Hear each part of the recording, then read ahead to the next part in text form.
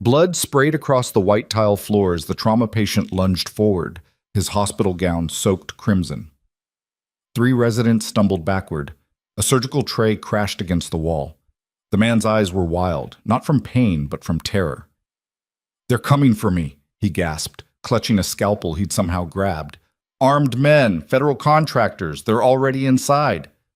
The attending physician, Dr. Marcus Brennan, raised his hands, his voice cracking. "Sir, put down the—" "Everybody step back. Now."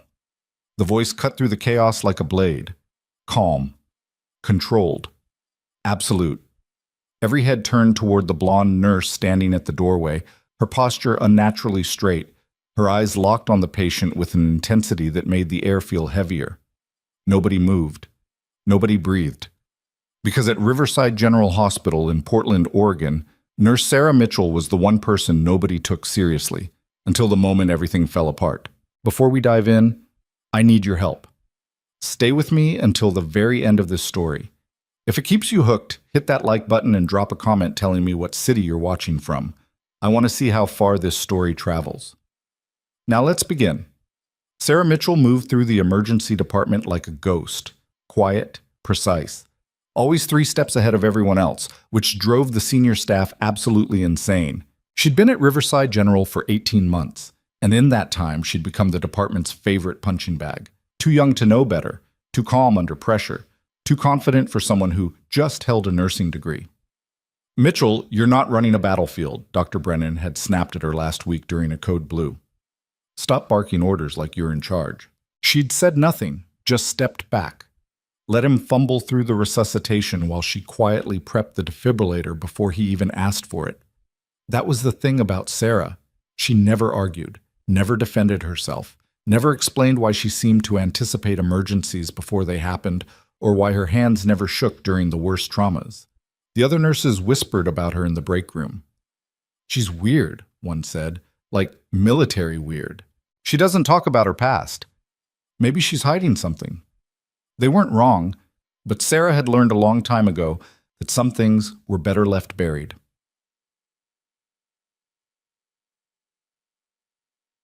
The morning of October 12th started like any other shift. Sarah clocked in at 6 a.m., tied her hair back, and began her rounds in the ICU. The department was unusually quiet, a red flag for any ER nurse worth their salt. Quiet meant something bad was brewing. By 8:30, the calm shattered. "Trauma incoming," the charge nurse yelled. "GSW to the abdomen, heavy bleeding, ETA, 2 minutes. Sarah was already moving before anyone else processed the words. She grabbed the crash cart, checked the suction equipment, and positioned herself at the trauma bay entrance. The residents scrambled behind her, their movements frantic and uncoordinated. Dr. Brennan rushed in, his white coat flapping behind him. "Mitchell, get the— Already done," Sarah said, gesturing to the prepped IV lines and the blood warmer humming beside the gurney. He shot her an irritated look but said nothing. The ambulance doors burst open. Paramedics wheeled in a man in his 40s, his face gray, his breathing shallow. Blood soaked through the bandages wrapped around his torso. "Patient's name is David Ortega," the lead paramedic said, rattling off vitals. 2 gunshot wounds, suspected internal bleeding, BP dropping fast. Sarah's eyes locked onto the patient's face. Something was off. His injuries were serious, but his expression wasn't pain. It was fear, pure, raw terror. "We need to intubate," Dr. Brennan announced, reaching for the laryngoscope. "Wait," Sarah said. Brennan froze. "Excuse me?" "Look at his breathing pattern. He's hyperventilating, not deteriorating. This isn't shock. This is panic. I don't need a nurse telling me how to read a patient. He's trying to tell us something." Brennan's jaw tightened. "Mitchell, step back or step out."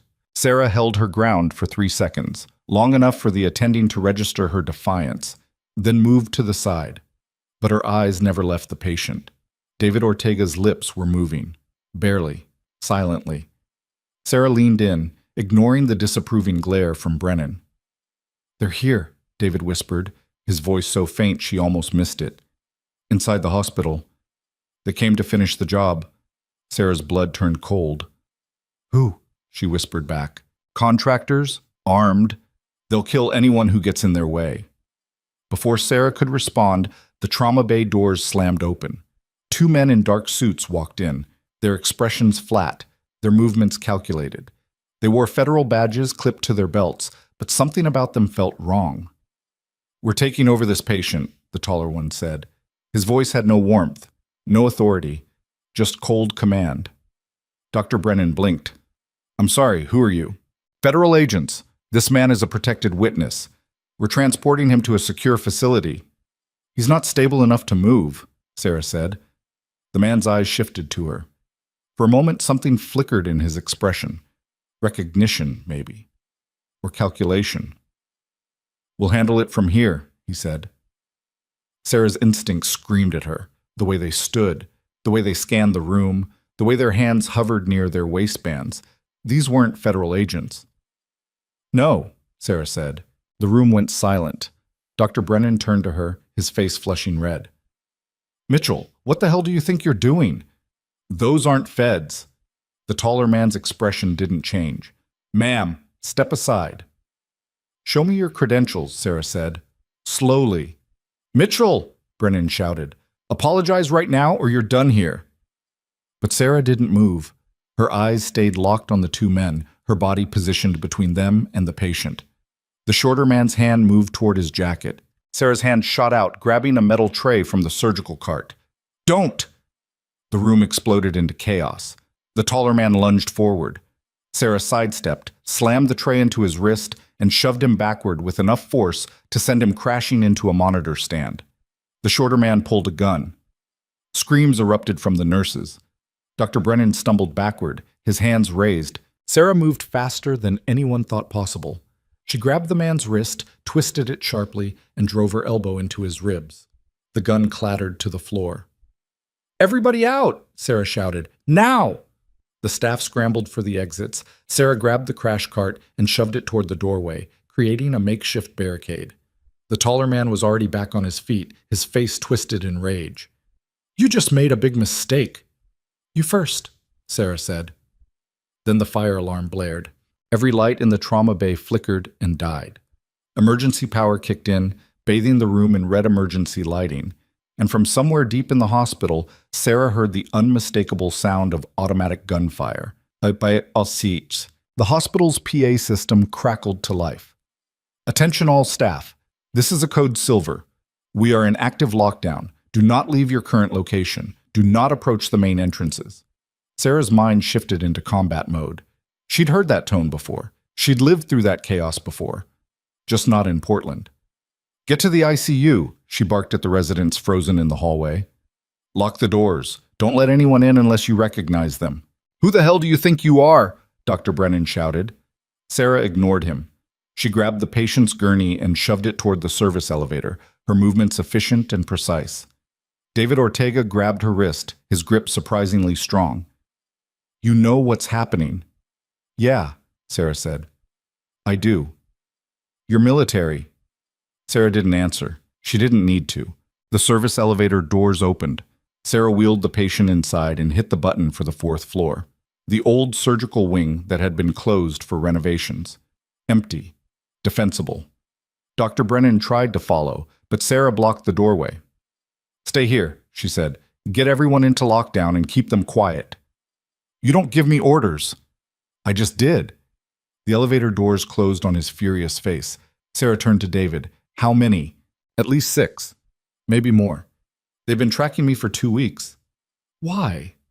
"I testified against Haldron Defense. Illegal arms deals. Bribes. Half the executives are going to prison because of me. They sent a kill team to tie up loose ends." Sarah's jaw tightened. Haldron Defense. She knew that name. Everyone in the military knew that name. They were the contractors who supplied faulty equipment to combat zones, the ones who walked away with billions while soldiers died from defective gear. "They infiltrated hospital staff," David continued. "Someone on the inside helped them get through security." The elevator dinged. 4th floor. Sarah wheeled the gurney into the darkened hallway. The old surgical wing was a maze of abandoned operating rooms and storage closets, perfect for hiding, perfect for an ambush. She parked the gurney inside a supply room and locked the door. "Stay quiet," she said. "Don't move unless I tell you to." "What are you going to do?" Sarah didn't answer. She grabbed a fire extinguisher from the wall, tested its weight, and moved back into the hallway. She'd done this before, just not in a hospital. Downstairs, chaos consumed Riverside General. Gunfire echoed through the main lobby. Security guards scrambled for cover. Civilians screamed and ran for the exits, only to find them sealed by the lockdown protocol. The armed men moved through the building with military precision, their faces covered by black masks, their rifles raised. One of them grabbed a nurse by the arm. "Where's the federal witness?" "I don't know," she sobbed. He shoved her aside and kept moving. In the administrative wing, Hospital Director Laura Vance watched the security feeds from her office, her face pale. She reached for her phone, but her hand was shaking too badly to dial. Dr. Marcus Brennan burst through her door. "We need to evacuate. We're in lockdown. No one gets out." "Then call the police. Call SWAT. They're already on the way. How long?" Laura didn't answer. Brennan slammed his fist on her desk. "This is insane. Who the hell are these people?" "I don't know." But that was a lie. Laura Vance knew exactly who they were. She'd known for months, ever since Haldron Defense had offered her $2 million to make sure David Ortega's medical records disappeared. Ever since they'd paid her to look the other way when their contractors walked through her hospital wearing fake badges. She'd thought it would be clean, simple, just paperwork. She hadn't expected them to bring guns. On the fourth floor, Sarah Mitchell crouched in the darkness, her breathing steady, her mind calculating every variable. She heard footsteps, heavy boots, 2 men, maybe 3. They were sweeping the old surgical wing, methodical, professional. Sarah waited. The first man rounded the corner. Sarah swung the fire extinguisher like a baseball bat, connecting with his helmet. He dropped like a stone. The second man raised his rifle. Sarah grabbed the barrel, twisted it upward, and drove her knee into his stomach. The rifle clattered to the floor. She swept his legs out from under him and slammed his head against the wall. Both men unconscious in under 10 seconds. Sarah dragged their bodies into an empty operating room and grabbed one of their radios. Static crackled. Then a voice. "Delta Team, report. Have you located the target?" Sarah pressed the transmit button. "Negative. Still searching the 4th floor." A pause. "Copy that. Echo Team is moving to ICU." Sarah's blood ran cold. The ICU, where the most vulnerable patients were trapped, where Dr. Brennan had sent the residents. She grabbed the rifle from the unconscious contractor, checked the magazine, and moved toward the stairwell. The hospital's PA system crackled again. "Code Silver remains in effect. All personnel remain in lockdown." Sarah pushed through the stairwell door and descended 3 floors in silence. The ICU was located on the 2nd floor, directly above the emergency department. If the contractors reached it, they'd have hostages. Leverage. A bloodbath. Sarah reached the 2nd floor landing and paused. Voices. Shouting. The sound of doors being kicked open. She moved into the hallway. 3 armed men stood at the ICU entrance, their rifles aimed at the sealed doors. "Open it," one of them barked into his radio. "Now!" A voice crackled back. "System's locked. We need the override code." "Then get it." Sarah stepped into the open. "Looking for someone?" All 3 men spun toward her. Sarah raised the rifle. "Drop your weapons." One of them laughed. "You're a nurse." "I'm a lot of things." The man's smile faded. "Who the hell are you?" Sarah didn't answer. She fired a single shot into the ceiling. The sound echoed like thunder. "Next one's not a warning," she said. The 3 men exchanged glances. Then, slowly, they lowered their weapons. "Now kick them toward me." They did. Sarah kept her rifle trained on them. "On your knees, hands behind your heads." They complied. For a moment, the hallway was silent. Then the lead contractor spoke. "You're making a mistake." "Yeah," Sarah said. "I've been told that before." "You don't know who you're dealing with." "I know exactly who I'm dealing with. Haldron Defense, illegal arms contractors, mercenaries pretending to be professionals." The man's eyes narrowed. "How do you—" The building shook. A deafening roar filled the air, drowning out everything else. Sarah's heart stopped. She knew that sound. Military helicopters. The windows exploded inward as repelling lines dropped from the sky. Black-clad figures descended into the hallway, their movements synchronized, their weapons raised. A voice boomed through a megaphone. Federal Special Operations. Everyone on the ground, now! The contractors hit the floor. Sarah lowered her rifle. The lead operator approached her, his face obscured by a tactical helmet. He stopped 3 feet away, scanned her face, and froze. Commander Mitchell? The hallway went silent. Every head turned towards Sarah. The operator removed his helmet. Sarah's breath caught. Captain Reyes? Reyes stared at her in disbelief. Ma'am, what are you doing here? Working? Working as a nurse? Long story. Reyes turned to his team. Secure the building. No casualties. No collateral damage. This is a federal operation. The team moved with brutal efficiency, sweeping through the hospital, rounding up the remaining contractors, and establishing a perimeter around Riverside General. Within minutes, the entire building was locked down. Dr. Marcus Brennan emerged from the administrative office, his face pale, his hands shaking. He stared at Sarah, then at the armed soldiers surrounding her. What is happening? He whispered. Sarah met his eyes. You're about to find out. A woman in a dark suit stepped forward, her badge gleaming under the emergency lights. FBI. David Ortega is a federal witness under protective custody, she said. This hospital was compromised. We've been tracking a kill team for 3 days. A kill team? Brennan stammered.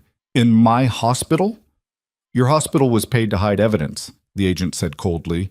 Medical records were altered, security footage was erased. Someone on your staff took money from Haldron Defense. Brennan's face went white. That's impossible. Is it? The agent turned to her team. Bring her in.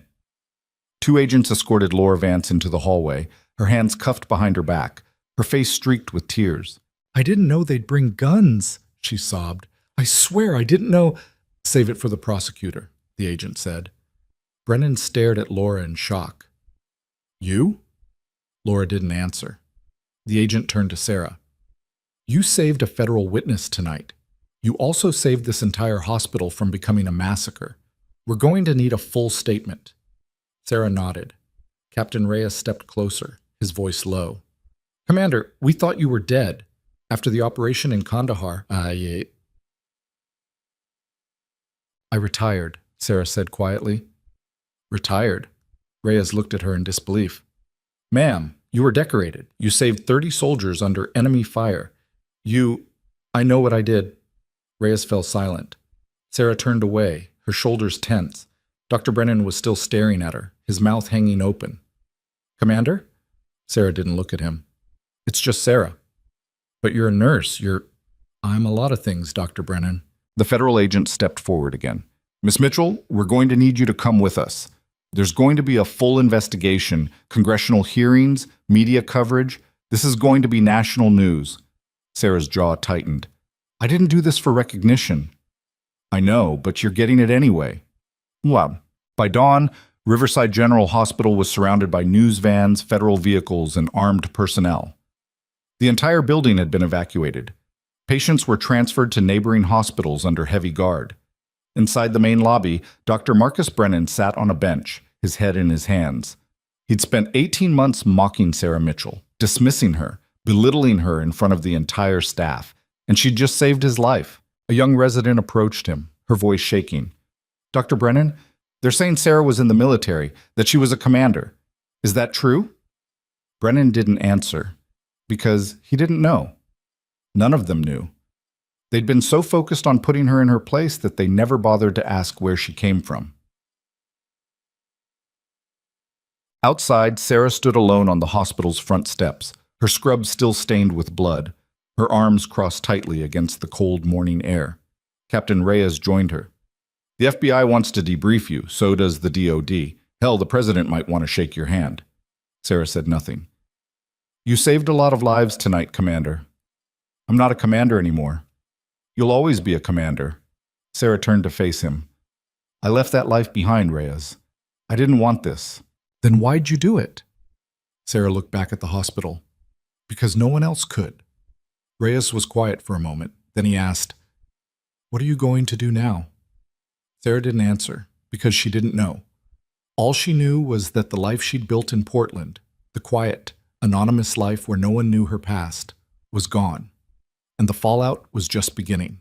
The FBI interrogation room smelled like stale coffee and fluorescent lights.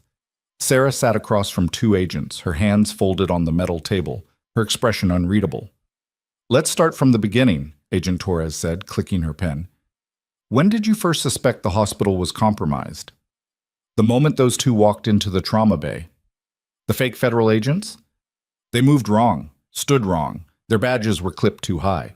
Agent Torres exchanged a glance with her partner. "Most people wouldn't notice that." "I'm not most people." "Clearly." Torres leaned forward.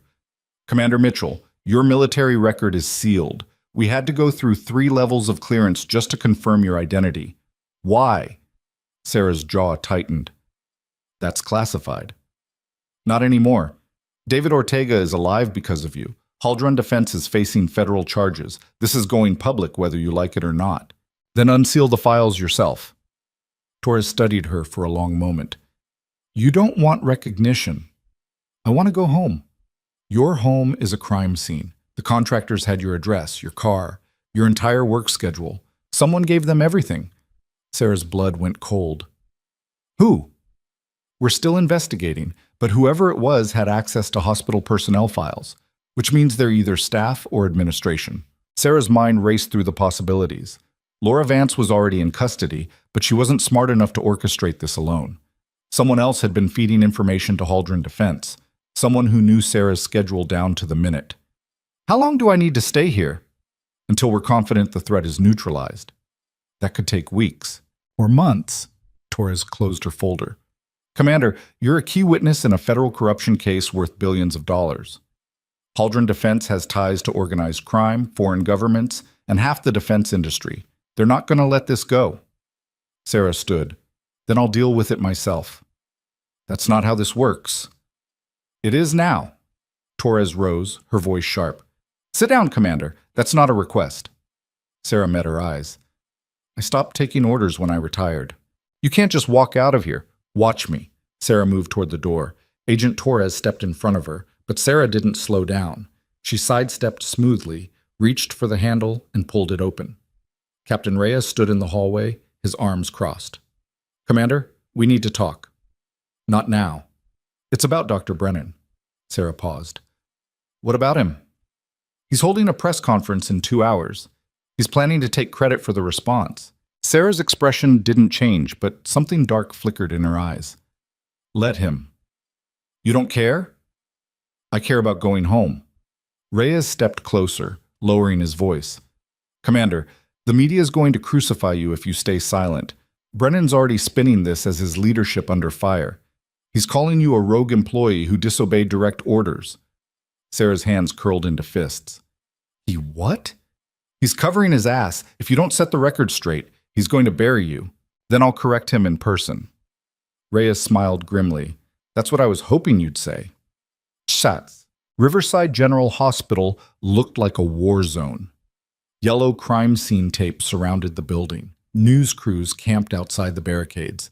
Protesters held signs demanding answers. Families of patients stood in clusters, some crying, some shouting at reporters. Inside the hospital's main conference room, Dr. Marcus Brennan adjusted his tie and cleared his throat. 20 journalists packed the space, their cameras aimed at the podium, their recorders ready. Brennan stepped forward, his expression carefully composed, somber, authoritative, the face of a man who'd weathered a crisis and emerged victorious. "Thank you all for coming," he began. "Last night, Riverside General Hospital faced an unprecedented attack. Armed contractors infiltrated our facility with the intent to harm a patient under our care. I want to assure the public that our emergency protocols functioned exactly as designed." A reporter raised her hand. "Dr. Brennan, witnesses say a nurse single-handedly fought off multiple attackers. Can you confirm that?" Brennan's smile tightened. "Our entire staff responded with incredible bravery. Nurses, doctors, security. Everyone played a role in protecting our patients. But specifically, Nurse Sarah Mitchell. Miss Mitchell acted outside the scope of her training," Brennan interrupted. "While her intentions were commendable, her actions created unnecessary risk. Proper protocol would have been to evacuate and defer to security personnel." Another reporter spoke up. "But security was compromised. Mitchell is the one who identified the fake federal agents." That's still under investigation. And she's former military, correct? A decorated commander? Brennan's jaw tightened. I'm not at liberty to discuss personnel files. So you knew about her background. We conduct thorough background checks on all employees. Then why was she working as a floor nurse instead of in a leadership position? Brennan's expression hardened. Next question. The door at the back of the conference room opened. Sarah Mitchell walked in. The room went silent. She was still wearing her blood-stained scrubs. Her hair was pulled back in a tight ponytail. Her face was pale, her eyes shadowed with exhaustion, but her posture was military straight. Every camera in the room turned toward her. Brennan's face drained of color. Miss Mitchell, this is a closed press conference. No, it's not. Sarah's voice cut through the room like a whip. You invited the media. That makes it public. A reporter thrust a microphone toward her. Miss Mitchell, is it true you served in the military? Yes. What was your rank? Lieutenant Commander, Medical Evacuation Specialist. How many years? 12. The questions came faster now, overlapping, frantic. Why didn't the hospital know?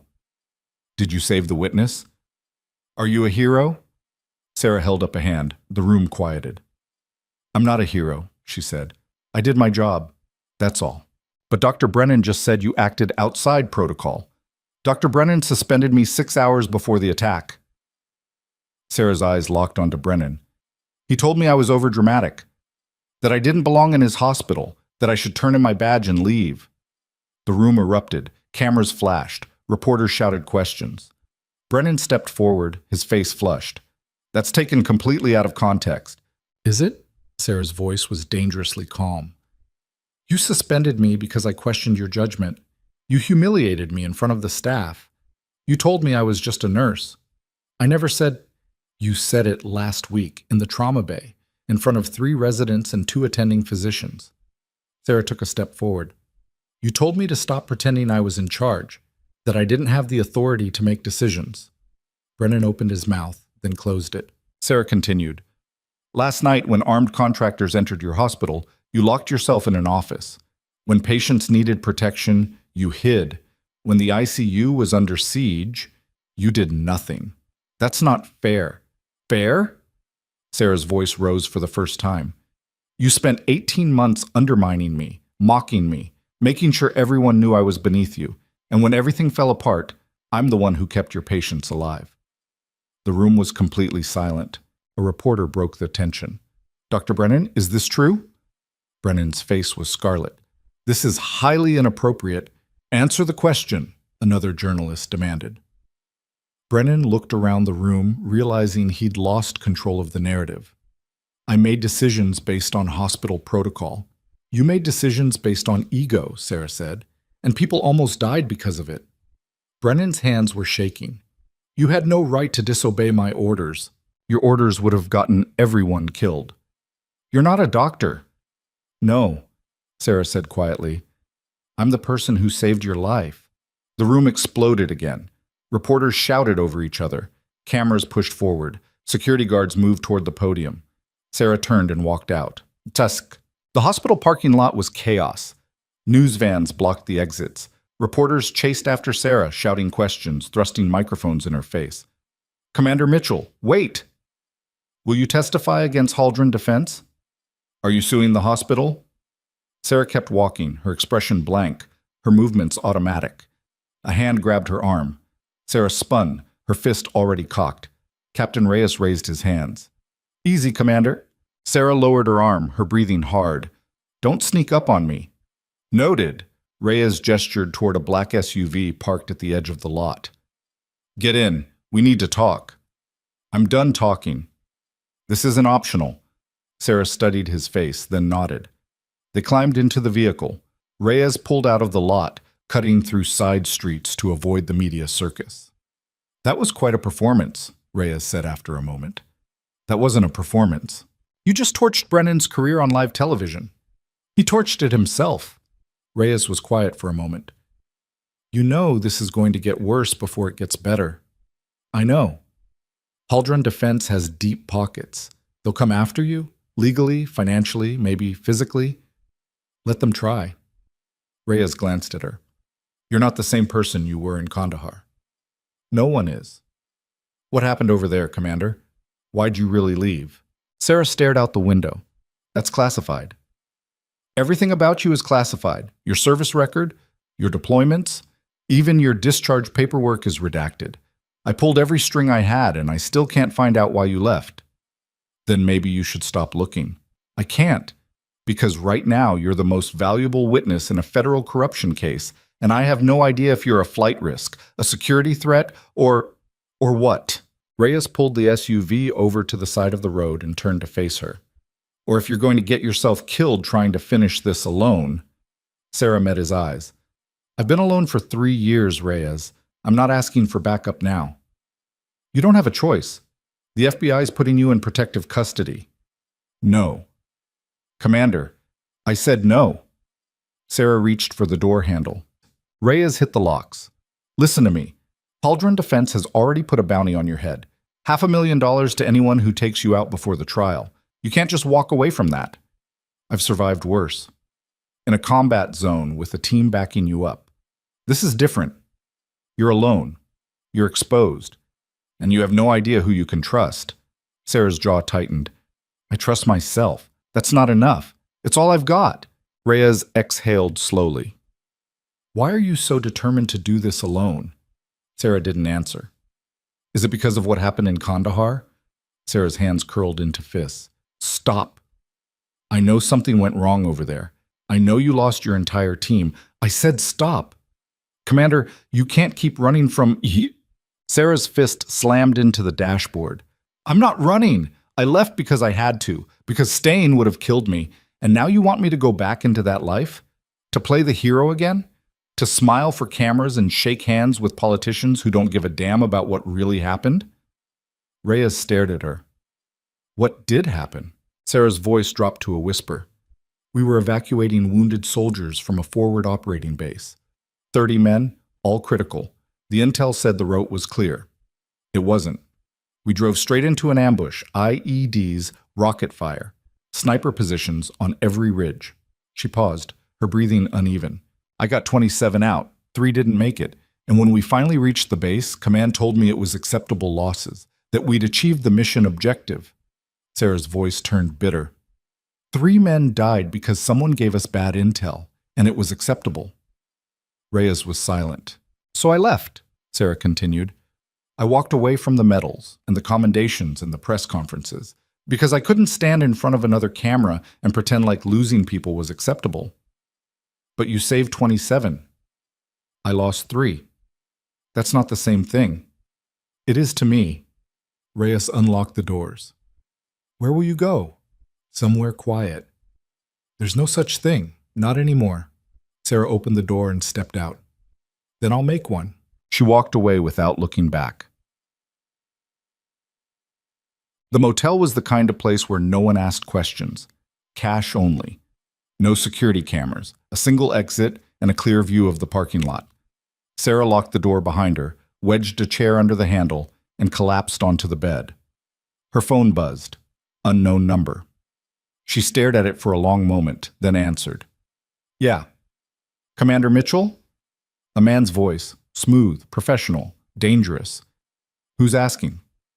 Someone who wants to make you an offer. Sarah sat up slowly. I'm listening. Cauldron Defense is willing to pay you $5 million to disappear. New identity, new life, anywhere in the world. And all I have to do is forget what I saw. Exactly. Sarah laughed. It was a cold, humorless sound. You think I'm that easy? Everyone has a price. Mine's higher than you can afford. 10 million, Sarah paused. You're serious? Very. Think about it, Commander. You could live the rest of your life in peace. No trials, no media, no threats. Just walk away and let them get away with murder. They're going to get away with it anyway. You know how these things work. Lawyers, appeals, plea deals. Even if they go to trial, half of them will walk. Not if I testify. Then you'll spend the next 5 years looking over your shoulder. Is that really the life you want? Sarah's grip tightened on the phone. I've been looking over my shoulder for 3 years. What's another 5? You're making a mistake. I've made worse. She hung up. For a moment, the room was silent. Then her phone buzzed again. This time, it was a text message. No number, just a photo. Sarah's heart stopped. The photo showed her apartment. Her door, kicked open, furniture overturned, walls spray-painted with a single word, next. Sarah stared at the image, her mind racing. They knew where she lived. They'd already been inside. They were watching her right now. She grabbed her bag, shoved her few belongings inside, and moved toward the door. A knock. Sarah froze. Housekeeping? A woman's voice called. Sarah didn't move. Housekeeping didn't come at midnight. She backed toward the bathroom window, her hand reaching for the cheap lock. The door exploded inward. 3 men rushed in, masks covering their faces, weapons raised. Sarah threw herself through the bathroom window. Glass shattered around her. She hit the pavement hard, rolled, and came up running. Gunfire erupted behind her. Sarah sprinted across the parking lot, ducking between cars, her lungs burning. She could hear footsteps pounding after her, shouts in the darkness. She reached the main road and flagged down a passing truck. The driver slammed on the brakes. "Lady, are you—" "Drive!" Sarah shouted, yanking open the passenger door. The driver saw the men with guns and floored it. Sarah collapsed into the seat, her hands shaking, her breath coming in ragged gasps. "What the hell was that?" the driver stammered. Sarah didn't answer. She was staring at her phone. Another text message. This one showed a photo of Captain Reyes, unconscious, tied to a chair, blood streaming down his face. Below the image, a single line of text. "You have 24 hours. Come alone, or he dies." Sarah stared at the photo until the screen blurred. Reyes. Bloodied. Bound. The timestamp showed 30 minutes ago. The truck driver glanced at her nervously. "Lady, you need a hospital?" "No?" Sarah's voice was flat, dead. "Pull over at the next gas station." "You sure? You look—" "Pull over." He did. Sarah climbed out without a word, leaving a smear of blood on the door handle from where glass had cut her palm. The truck drove off quickly, the driver probably already dialing 911. Sarah walked into the gas station's fluorescent glare. The clerk behind the counter looked up from his phone, started to say something, then saw her face and went quiet. She moved past the aisles to the payphone mounted on the back wall. Nobody used them anymore. That made them perfect. She dialed from memory. The line clicked twice, then a computerized voice. "You have reached a disconnected number." Sarah hung up and dialed again, this time reversing the last 4 digits. The phone rang once. "Mitchell," Agent Torres's voice was sharp, alert. "Where are you?" "They have Reyes." A pause. "We know. His detail was ambushed 20 minutes ago. 2 agents dead. Where are you?" "They want me to come alone." "That's not happening. It has to. Commander, listen to me very carefully. This is a trap. They don't want to trade. They want to kill both of you and eliminate the 2 biggest threats to their operation." "I know." "Then why are you even considering—" "Because he came for me," Sarah said. "He pulled strings to find me. He tried to help. And now he's going to die because I dragged him into this." "That's not on you." "Yes, it is." Sarah's grip tightened on the phone. "Everything I touch turns to blood, Torres. Kandahar, the hospital, now Reyes. I'm not letting another person die because of me." "So you'll die instead?" "If that's what it takes." Torres exhaled slowly. "Where's the exchange?" Sarah looked at her phone again. A second message had arrived with an address. "Old Industrial District, warehouse on Pier 47. That's abandoned territory. No cameras, no witnesses. They picked it for a reason." "I know." "Then you know I can't let you do this. You don't have a choice." Sarah hung up. She walked out of the gas station and into the night. Her body ached. Her hands were shaking. Every instinct screamed at her to run, to disappear, to let someone else handle this. But she'd tried that 3 years ago, and it hadn't worked. The warehouse district smelled like rust and seawater. Broken windows stared down from buildings that had been gutted decades ago. Graffiti covered every surface. Needles and broken glass littered the ground. Sarah approached on foot, staying in the shadows, her eyes scanning for movement. She'd ditched her phone 2 blocks back. They'd be tracking it. She'd stolen a jacket from a homeless man's shopping cart and pulled the hood low over her face. Pier 47 sat at the end of a long access road. The warehouse was 3 stories of corrugated metal and shattered dreams. A single light burned in a third-floor window. Sarah counted exits, 5 that she could see. Probably more she couldn't. She checked her watch. 22 hours since the message. She was early. That might keep them off balance.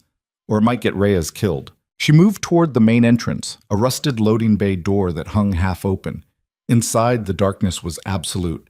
She waited for her eyes to adjust, counting her breaths, forcing her heart rate down. "Commander Mitchell," the voice echoed from somewhere above. Male, calm. "Right on time." Sarah didn't respond. "Alone, I hope. We're watching every approach. If we see federal agents, Captain Reyes dies." "I'm alone." "Smart. Come up to the 3rd floor, slowly." Sarah moved through the darkness, her footsteps echoing on metal stairs. Each step was calculated, each breath controlled. She was walking into an execution, and everyone in this building knew it. The 3rd floor opened into a vast, empty space. Moonlight streamed through broken windows, casting long shadows across the concrete floor. Captain Reyes knelt in the center of the room, his hands zip-tied behind his back, his face swollen and bloody. 2 armed men flanked him, their rifles pointed at his head. A 3rd man stood 20 feet away, his hands in his pockets, his expression relaxed. He was older, late 50s, with gray hair and a tailored suit that looked wrong in this place. "Commander Mitchell," he said pleasantly. "Thank you for coming." Sarah's eyes never left Reyes. "Let him go." "In a moment. First, we need to discuss terms." "There are no terms. You let him go, or I go public with everything I know about Haldron Defense." The man smiled. "You already did that. It didn't work out so well for you." "I'm still breathing. For now." He took a step forward. "My name is Robert Harrington. I'm Chief Operating Officer of Haldron Defense. I'm also the man who authorized the payment to Laura Vance, the man who ordered the hit on David Ortega, the man who's been cleaning up our company's mistakes for the past 15 years. Then you're the man going to prison." "No," Harrington said. "I'm the man who's about to make you disappear." Sarah's jaw tightened. "You tried that already. It didn't take. That was a test. This is the real thing." Harrington gestured to one of his men. "Do you know how easy it is to vanish someone in this country? Especially someone with a classified military background. Someone whose files are already redacted. Someone who technically doesn't exist." "The FBI knows I'm here." "No, they don't. You ditched your phone. You came alone. You're off the grid." Harrington smiled. "By tomorrow morning, you'll be listed as a fugitive, a rogue operator who couldn't handle civilian life. Someone who snapped under pressure and killed a federal agent." Sarah glanced at Reyes. His eyes met hers. He shook his head slightly. "Don't do it," his expression said. "You're going to frame me. We already have. Your apartment was filled with evidence. Illegal weapons, stolen files, a manifesto ranting about government corruption." Harrington shrugged. "The media will eat it up. Disturbed veteran goes on killing spree. Tragic, really. No one's going to believe that. They'll believe what we tell them to believe. We own the narrative, Commander. We always have." Sarah took a step forward. One of the gunmen shifted his rifle toward her. "Here's what's going to happen," Harrington continued. "You're going to confess to orchestrating the hospital attack. You're going to admit you were working with criminal elements to discredit our company. You're going to record a full statement, and then you're going to walk out of here and disappear forever. And if I refuse?" Harrington nodded to one of his men. The gunman pressed his rifle against the back of Reyes's head. "Then he dies. Right now. Right in front of you." Sarah's hands curled into fists. "You kill him. You lose your leverage." "But you lose a friend, and you've already lost so many, haven't you? 3 soldiers in Kandahar. How many friends at the hospital? How long before everyone around you ends up dead?" Sarah's breathing quickened. The words hit like physical blows, because they were true. Everyone she tried to protect ended up bleeding. "Commander, look at me." Reyes's voice was rough, painful. "Don't do this." "Shut up," one of the gunmen snapped, driving the rifle butt into Reyes's shoulder.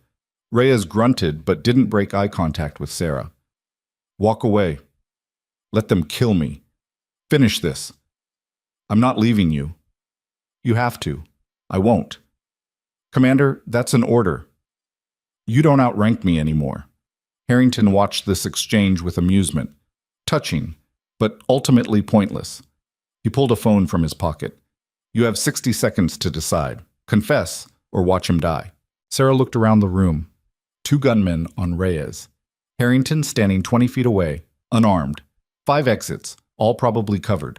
3 stories up, no easy escape. She ran the numbers, the odds, the outcomes. They were all bad. 30 seconds. Sarah's mind raced. She'd survived worse odds. Kandahar, the hospital. But those times she'd had options. Backup, a plan. This time she had nothing. 15 seconds. Sarah met Harrington's eyes. You win. Harrington smiled. I always do. Now get on your knees. Sarah knelt slowly, her hands raised.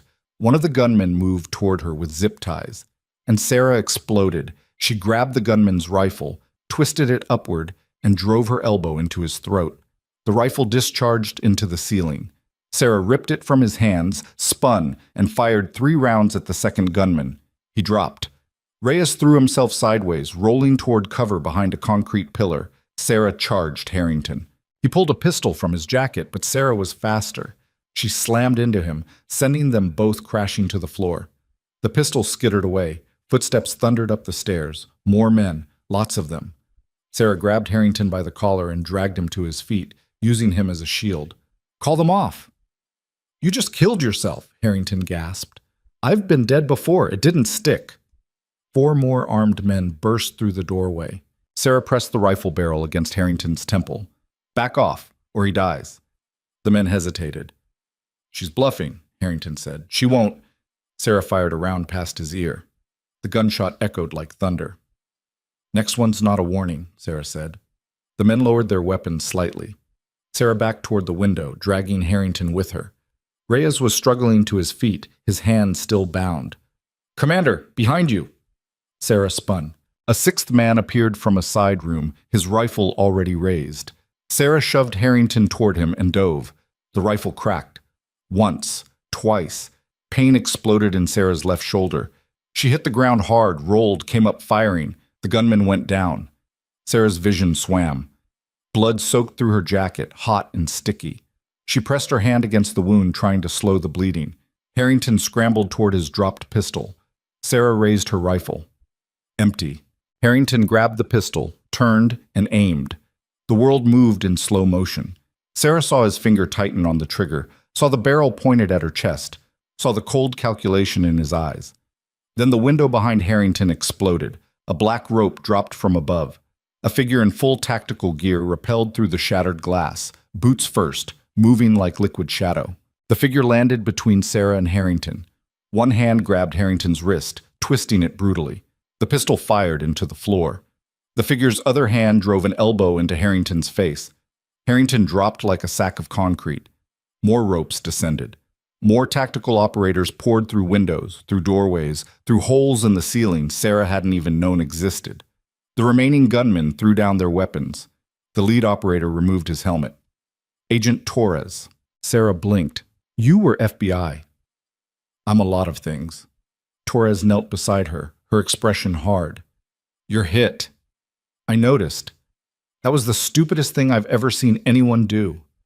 I've done stupider. Torres pulled out a trauma kit and pressed gauze against Sarah's shoulder. The pressure sent white-hot pain through her entire body. You came, Sarah managed.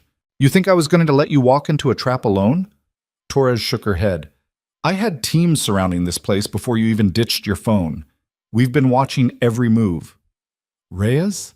Safe. Already extracted. Torres looked at her closely. You knew we were here. I hoped. That's not a plan, Commander. It's all I had. More federal agents flooded the room. Harrington was dragged to his feet, his face bloody, his expensive suit ruined. His eyes found Sarah's. This isn't over, he said. Yeah, Sarah said. It is. Torres stood, barking orders to her team. Medics appeared, working on Sarah's shoulder, asking her questions she barely heard. The pain was spreading now, radiating through her entire body. Shock was setting in. One of the medics shone a light in her eyes. Commander Mitchell, stay with me. Can you hear me? Sarah nodded weakly. We need to get you to a hospital. You've lost a lot of blood. No hospitals, Sarah mumbled. Commander, you're going into shock. No hospitals. Torres leaned over her. Mitchell, you need surgery. That bullet is still lodged in your shoulder. Don't care. Commander. Every hospital I go to, people die. Sarah's vision was fading. Not doing that again. You're being irrational. Probably. Torres cursed under her breath. Get her to the medical unit. Full surgical team. Do it now. The medics lifted Sarah onto a stretcher. The world tilted sideways. Voices echoed strangely. Light streaked across her vision. As they carried her toward the exit, Sarah caught a glimpse of Harrington being shoved into a federal vehicle. He was still talking, still making threats, still thinking he could buy his way out of this. He was wrong. They all were. Because Sarah Mitchell wasn't just a nurse anymore. She wasn't just a commander. She was a witness, a survivor, a woman who'd spent 3 years running from her past, and she was done running. The federal medical facility looked nothing like a hospital. No patients, no visitors, just armed guards and classified wings and rooms that didn't appear on any blueprint. Sarah woke to white walls and the steady beep of monitors. Her left shoulder was wrapped in bandages, her arm immobilized in a sling. An IV dripped clear fluid into her right arm. Agent Torres sat in a chair beside the bed, reading a file. How long? Sarah's voice was hoarse. Torres looked up. 14 hours. The surgery went well, no permanent damage. Reyes? Concussion, broken ribs, but alive. He's down the hall. Sarah tried to sit up. Pain lanced through her shoulder. Don't, Torres said. You'll tear the stitches. Sarah settled back against the pillows. What happened with Harrington? Singing like a canary. He gave us everything. Names, dates, bank accounts, shipments. Haldron Defense's entire operation is imploding as we speak. The others? 16 arrests so far, more coming. Every contractor involved in the hospital attack is in custody. Every executive who signed off on the corruption. Every politician who took their money. Torres closed her file. You did it, Commander. You took down the whole network. Sarah didn't feel victorious. She felt tired, hollow. Like she'd spent the last 3 years holding her breath and only now realized she could exhale. What about Dr. Brennan? She asked. Torres's expression darkened. He resigned, effective immediately. That's it? He just walks away? The hospital board is conducting an internal investigation. Criminal charges are pending. But yes, for now, he walks. Sarah's jaw tightened. That's not justice. No, Torres agreed. It's politics. The door opened. Captain Reyes limped in, his face still bruised, his movement stiff.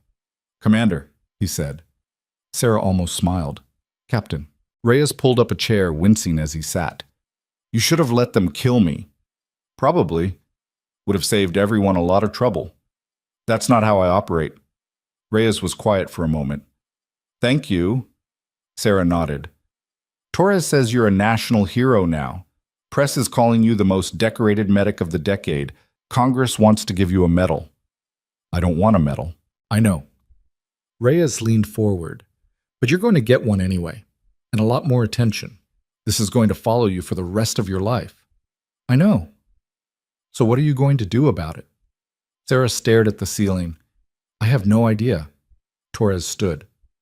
Well, you have time to figure it out. The trial's in 6 months. Until then, you're under protective custody. For 6 months? Haldron Defense still has assets, people loyal to Harrington. They're going to come after you. Let them. Commander, I'm not hiding anymore, Sarah said. I'm done running. I'm done pretending I'm someone I'm not. If they want to come after me, they know where to find me. Torres exchanged a glance with Reyes. That's not how protective custody works. Then I'll decline. You can't just, watch me. Torres threw up her hands. Fine. Get yourself killed. See if I care. She stalked out of the room. Reyes chuckled, then winced. You know she's right. Yeah, you're going to do it anyway.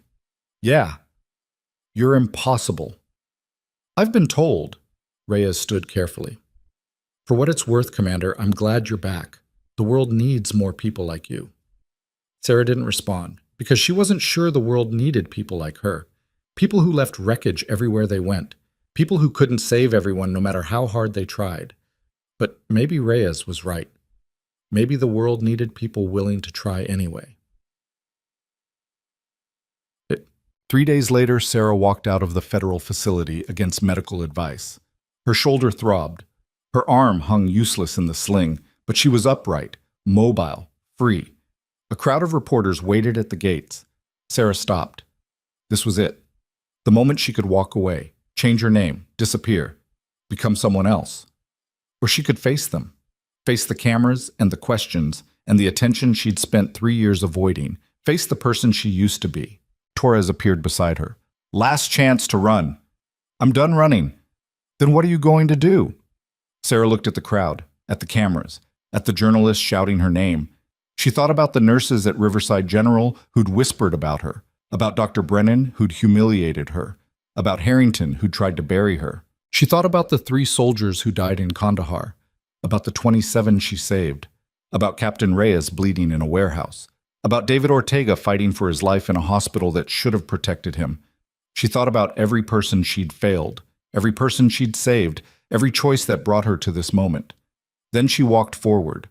The reporters surged toward her, microphones thrust forward, questions overlapping. Commander Mitchell, how do you feel? Will you testify against Haldren Defense? Are you going back to the military? Sarah stopped at the microphone stand someone had set up. The crowd quieted. My name is Sarah Mitchell, she said. Her voice was steady, clear. 3 years ago, I left the military because I couldn't save everyone. I thought if I walked away, if I became someone else, I could escape that failure. She paused. I was wrong. Because the moment you stop trying is the moment you lose. And I'm not ready to lose. The crowd erupted with more questions. Sarah raised her hand. I'm not a hero. I'm not a symbol. I'm just someone who refused to look away when things got hard. And I'm asking you to do the same. Hold your leaders accountable. Demand transparency. Protect the vulnerable. Because if we don't, people like Harrington win. She stepped away from the microphone. Torres caught her arm. That was quite a speech. It needed to be said. What now? Sarah looked back at the federal facility, then at the city skyline beyond. Now I go back to work. As a nurse? As whatever I need to be. Torres smiled slightly. You're really not going to accept protective custody, are you? No? Then I guess I'll just have to follow you around and make sure you don't get killed. Sounds exhausting. It will be. They walked toward the parking lot together. Sarah's phone buzzed. She pulled it out, expecting another death threat or media request. Instead, it was a message from an unknown number. Riverside General would like to offer you the position of Emergency Department Director. Full authority. Full support. No interference. If you're interested, call this number. Sarah stared at the message. Torres glanced over her shoulder. What is it? A job offer. From who? The hospital that fired me. Torres laughed. Are you going to take it? Sarah looked at the message again. Director. Full authority. Everything she'd never wanted, everything she might need. I don't know, she said honestly. Her phone buzzed again. Another message. This one with no words, just a photo. Dr. Marcus Brennan, sitting in what looked like a police interrogation room, his hands cuffed, his face pale. Below the image, a single line. He's not done yet. Neither are we. Sarah stared at the photo until Torres leaned over her shoulder. Who sent that? Torres asked. I don't know. Let me see. Sarah handed her the phone. Torres studied the image, her expression hardening. That's Metro Police Headquarters. Brennan was brought in this morning for questioning. About what? Hospital fraud, insurance kickbacks, falsified medical records. Torres zoomed in on the image. But this photo wasn't taken by anyone on our team. Someone else is watching him. Haldren Defense? Possibly. Or someone trying to send you a message. Torres handed the phone back. Either way, you need to be careful. This isn't over. Sarah pocketed the phone. It never is. They reached Torres's vehicle. Sarah climbed into the passenger seat, her shoulder screaming in protest. She'd refused the pain medication the doctors had offered. She needed to think clearly. Torres started the engine. Where to? Riverside General. You're actually considering their offer? I'm considering hearing them out. Torres pulled onto the highway. You know, Brennan still has allies there, people who covered for him, people who probably took money from Haldron Defense. That's why I need to go back. Commander, you just got shot. You should be recovering, not walking into another war zone. Sarah looked out the window. The war zone follows me. Might as well pick the battlefield. Tate. Riverside General looked different in daylight. The crime scene tape was gone. The news vans had moved on to fresher disasters. Patients walked through the main entrance like nothing had happened, but Sarah could still see it. The blood on the floor, the shattered windows, the bodies in the hallway. She climbed out of Torres's vehicle, her legs unsteady. Want me to come in with you? Torres asked. No, this is something I need to do alone. Torres nodded. Call me if anything feels wrong. Sarah walked through the main entrance. Staff members stopped mid-conversation when they saw her. Some stared, some whispered. A few looked away quickly. A young nurse approached, her eyes wide. Commander Mitchell? I'm Jessica. I was on shift that night. You saved my life. Sarah didn't know what to say to that. You okay? Nightmares? Therapy twice a week, but alive. Jessica's voice dropped. Thank you. Sarah nodded stiffly and moved toward the elevators. More eyes followed her, more whispers. The administrative wing was on the 5th floor. Sarah stepped off the elevator and found herself facing a receptionist who looked terrified. Commander Mitchell, they're expecting you. Conference room B. Sarah followed the signs down a carpeted hallway. The conference room door was open. Inside, 3 people sat around a polished table. Sarah recognized one immediately. Dr. Helen Vasquez, chief of surgery. In her 60s, sharp-eyed, with a reputation for not suffering fools. She'd been at Riverside for 30 years. The other 2 were strangers. A man in an expensive suit, probably a lawyer, and a woman with steel gray hair who radiated authority. Commander Mitchell, the woman said, standing, I'm Margaret Hayes, interim hospital director. Thank you for coming. Sarah didn't sit. You fired me. Dr. Brennan suspended you, Hayes corrected. I'm reversing that decision effective immediately. Your personnel file has been amended. You're reinstated with full back pay. I didn't come for back pay. Then why did you come? Sarah's eyes swept the room. You sent me a job offer, emergency department director. I want to know why. Hayes gestured to a chair. Please, sit. Sarah remained standing. Hayes sighed. Fine, I'll be direct. This hospital is hemorrhaging staff. 14 nurses have resigned in the past week. 6 doctors transferred to other facilities. Our reputation is in ruins. We need someone the staff trusts, someone the public respects. You need a symbol. We need a leader. Same thing. Dr. Vasquez spoke up, her voice rough. Commander, I've worked at Riverside for 3 decades. I've seen administrators come and go. I've watched this place slide from excellence to mediocrity because people like Brennan cared more about money than medicine. She leaned forward.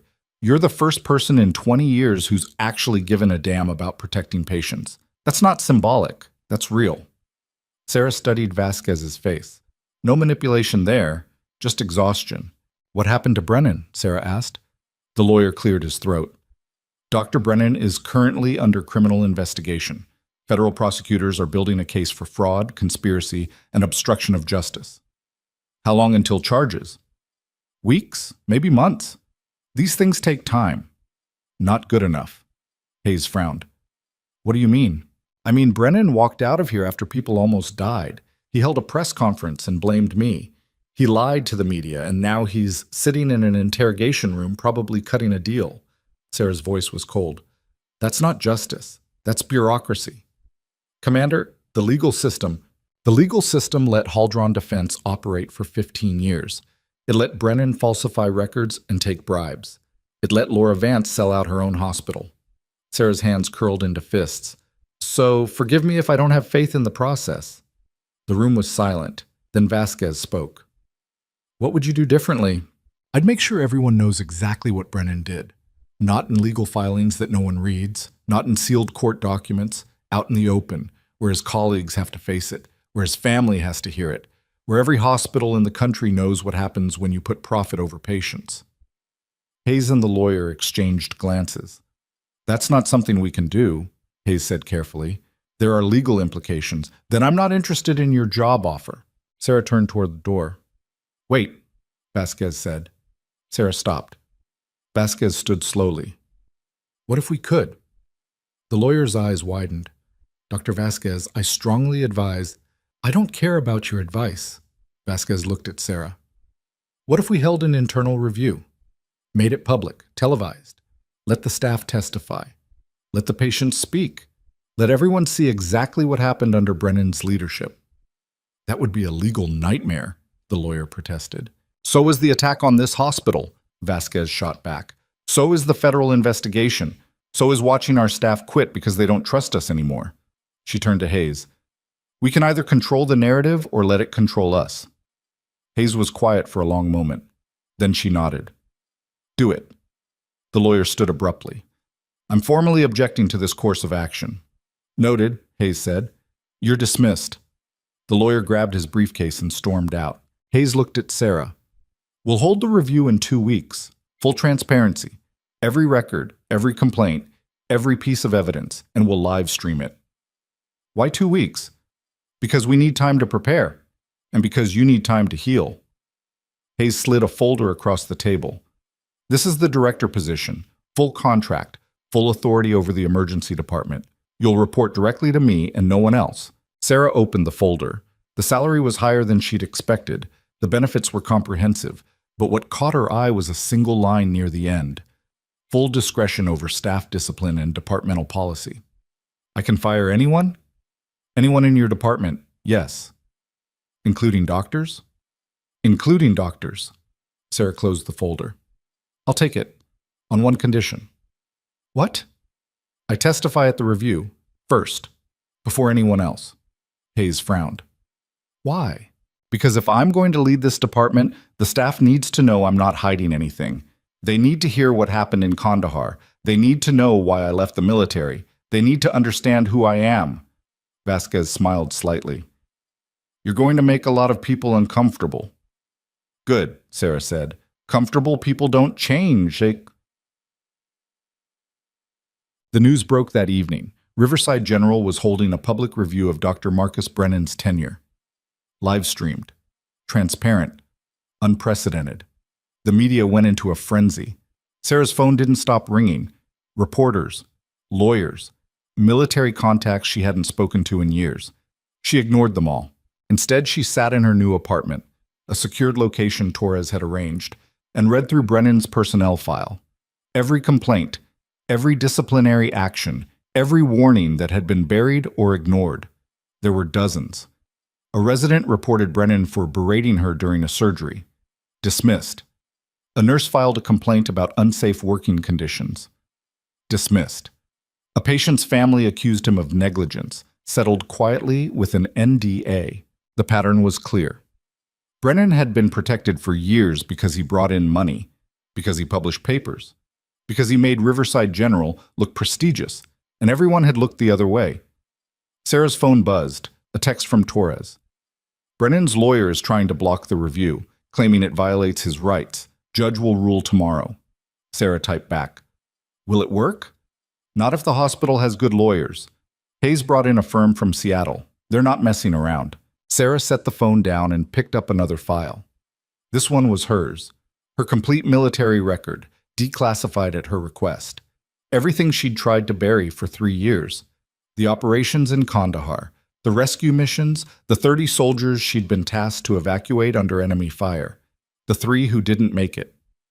She read through the after-action reports, the debriefing transcripts, the commendations that felt like mockery. One paragraph stood out. Lieutenant Commander Mitchell displayed exceptional courage and tactical judgment under extreme duress. Despite inadequate intelligence and hostile fire, she successfully evacuated 27 critically wounded personnel. The 3 casualties were deemed unavoidable given the circumstances. Unavoidable. Sarah's jaw tightened.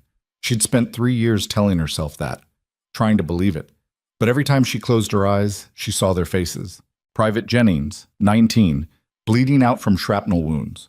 Corporal Hayes, 23, trapped in a burning vehicle. Sergeant Morrison, 31, shot covering their retreat.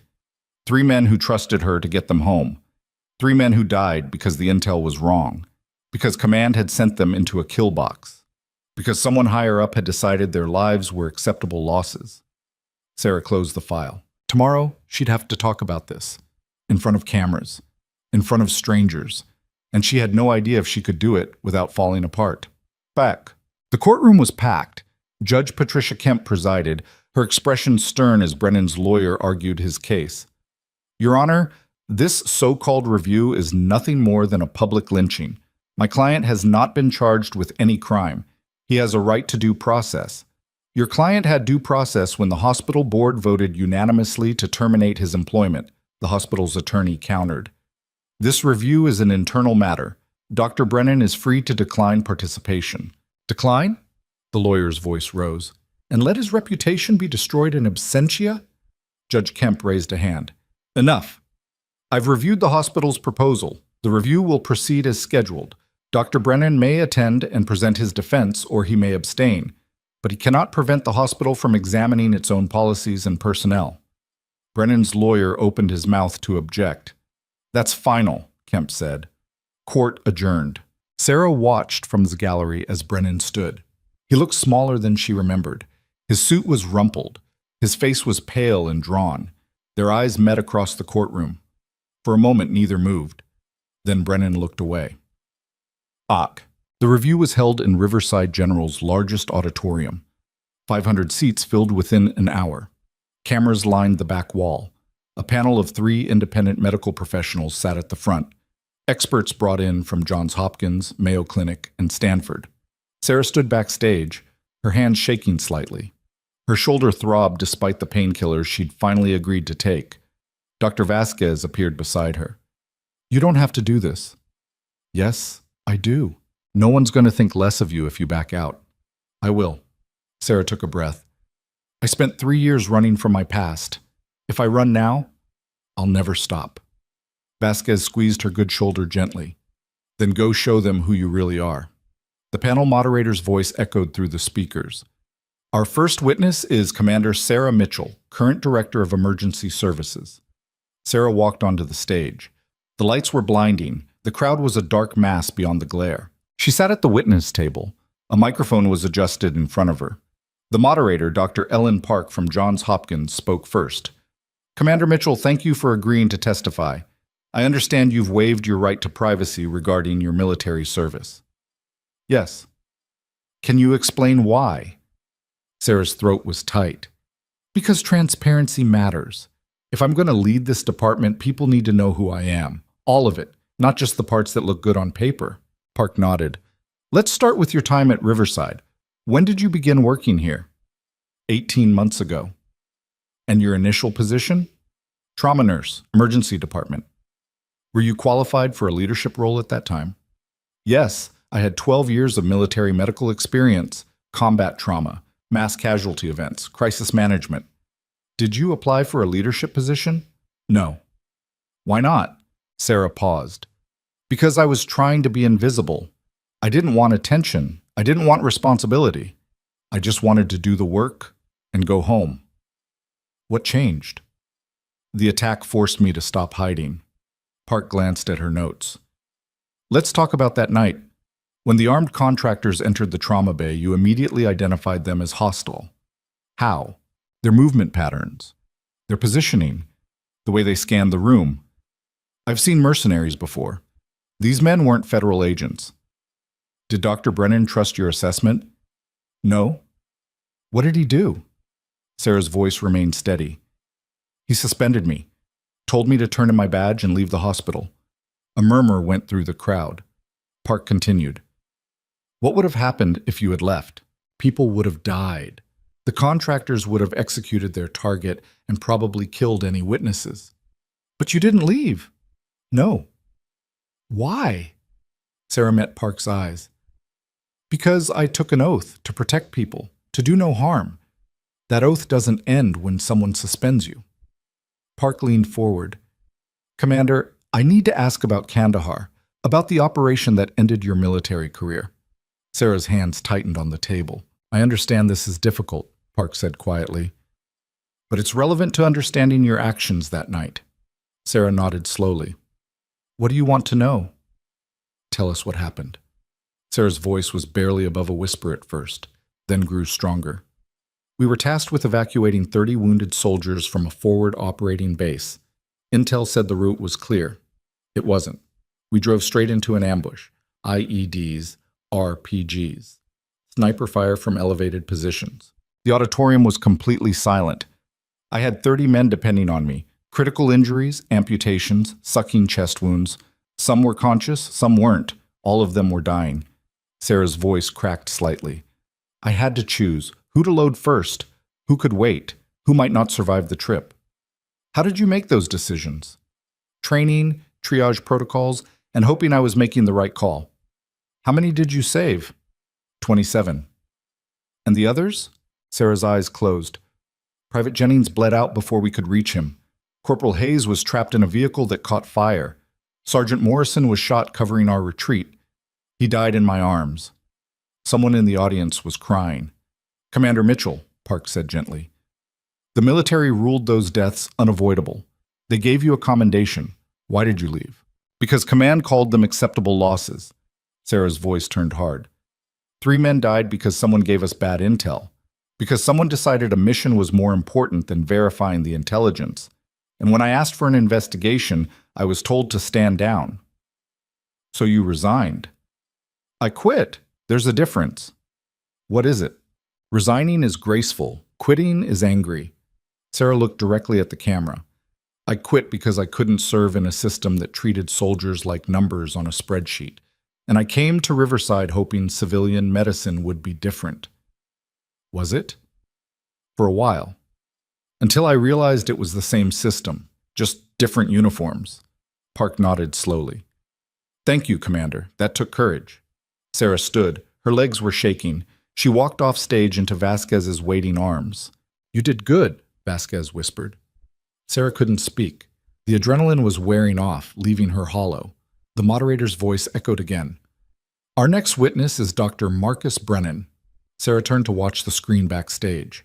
Brennan walked to the witness table, his expression defiant. He sat down, adjusted the microphone, and cleared his throat. I want to make something very clear, he began. I dedicated 25 years to Riverside General. I built the emergency department into one of the best in the state. I trained hundreds of residents. I saved thousands of lives. Dr. Brennan, Park interrupted, we're not here to question your medical skills. We're here to examine your leadership decisions. My leadership decisions were sound. You suspended Commander Mitchell hours before an armed attack on your facility. She was insubordinate. She was correct. Brennan's face flushed. She had no authority to override my orders. Even when your orders were wrong? That's subjective. Park slid a document across the table. This is a complaint filed by Nurse Jessica Torres. She reported that you berated her during a trauma case, called her incompetent, and threatened to have her fired if she questioned your judgment. Do you remember this incident? I may have been frustrated. Do you remember it? Yes. Did you apologize? No. Why not? Because she needed to learn respect. Park pulled out another document. This is from Dr. Helen Vasquez. She reported that you altered patient records to hide a surgical error. Do you deny this? Brennan's jaw tightened. That was a misunderstanding. A misunderstanding that resulted in a patient receiving incorrect treatment for 3 days. The patient survived. That's not the point. Then what is the point? Brennan's voice rose. That I'm not perfect? That I made mistakes? Everyone in this room has made mistakes. Why am I being singled out? Because your mistakes had consequences, Park said coldly. Because you created a culture where staff were afraid to speak up, where patient safety came second to your ego, where someone like Commander Mitchell, a decorated combat medic, was treated like a subordinate who should know her place. Brennan stood abruptly. I don't have to listen to this. Sit down, Dr. Brennan. This is a witch hunt. Sit down. Brennan remained standing. I refuse to be humiliated by people who weren't there, who don't understand the pressure, who've never had to make life or death decisions in real time. Sarah stepped onto the stage. The crowd gasped. You're right, Sarah said. You have made life or death decisions, and you chose wrong, repeatedly. Brennan turned to face her. You have no right. I have every right. I'm the director now, and I'm going to make sure what happened under your leadership never happens again. You? Brennan laughed bitterly. You're a nurse playing dress-up. You'll never have the respect of the medical community. Maybe not, Sarah said, but I'll have something more important. What's that? Their trust. Brennan's face twisted with rage. He looked like he was going to say something else, then thought better of it. He stormed off the stage. The auditorium erupted in chaos. Reporters shouted questions. Staff members argued. Cameras flashed. Park banged her gavel. Order! This review will continue tomorrow at 9 a.m. We're adjourned. Sarah walked backstage. Her phone was already ringing. Torres. Did you just publicly humiliate your former boss on live television? Torres asked. He humiliated himself. Fair point. Listen, something's happened. Brennan's lawyer just filed an emergency motion claiming you threatened his client. I didn't threaten anyone. I know. But they're arguing you used your position to intimidate him. They want you removed from the director position pending an investigation. Sarah's grip tightened on the phone. Can they do that? They can try. Judge Kemp will hear arguments in the morning. This is ridiculous. This is how powerful people fight back. They can't win on merit, so they attack your legitimacy. Sarah leaned against the wall, exhaustion crashing over her. What do I do? Come to the courthouse tomorrow. Bring documentation of everything Brennan did, every complaint, every cover-up, every lie. We're going to bury him legally. And if that doesn't work? Torres was quiet for a moment. Then we find another way. Sarah hung up and closed her eyes. She'd thought taking the director position would give her control. Authority. A way to fix what was broken. Instead, it had painted a target on her back. And the people protecting Brennan weren't done yet. Her phone buzzed. Another unknown number. Another message. Sarah opened it. A single photo. Dr. Vasquez. Walking to her car in the parking garage. A red laser dot visible on her back. Below the image, one line. Back down, or she's next. Sarah's blood went cold. She dialed Torres immediately. They're threatening Vasquez. When? Just now. Photo shows her in the parking garage. Sniper laser. Torres cursed. I'm sending a team to her location. Don't move. Stay where you are. I need to warn her. We'll handle it. If you leave that building, you become a target too. Sarah hung up and ran toward the parking garage anyway. She wasn't letting another person die because of her. The garage was 4 levels underground. Sarah took the stairs 3 at a time, her shoulders screaming in protest. She burst through the stairwell door onto level 3. Vasquez's car was parked near the elevator. Empty. Sarah's heart pounded. Where was she? Footsteps echoed from level 4. Sarah moved toward the sound, staying low, using parked cars for cover. She found Vasquez standing beside her car, her phone to her ear, completely oblivious to the danger. Sarah tackled her. They hit the concrete hard. Vasquez cried out. A gunshot cracked through the garage, the bullet sparking off metal where Vasquez's head had been a second earlier. Sarah dragged Vasquez behind a concrete pillar. Another shot, then another. The shooter was above them, probably on the roof access. Stay down, Sarah hissed. What the hell is happening? They're trying to kill you. Vasquez's face went white. Who? Whoever wants me to stop the review. More footsteps. Multiple sets. Coming from different directions. Sarah's mind raced. They were trapped. No weapon. No backup. 2 targets against an unknown number of shooters. Her phone buzzed. A text from an unknown number. Loading dock. East exit. Black SUV. 30 seconds. Sarah stared at the message. It could be a trap. Or it could be their only way out. She grabbed Vasquez. Can you run? I'm 64, Shaw. Can you run? Yes. Then move. They sprinted toward the loading dock. Footsteps pounded behind them. Shouts echoed through the garage. The loading dock doors were closed. Sarah slammed into them with her good shoulder. They didn't budge. Vasquez grabbed a fire extinguisher from the wall and smashed the lock. The doors swung open. A black SUV sat idling 15 feet away, engine running. Sarah and Vasquez ran for it.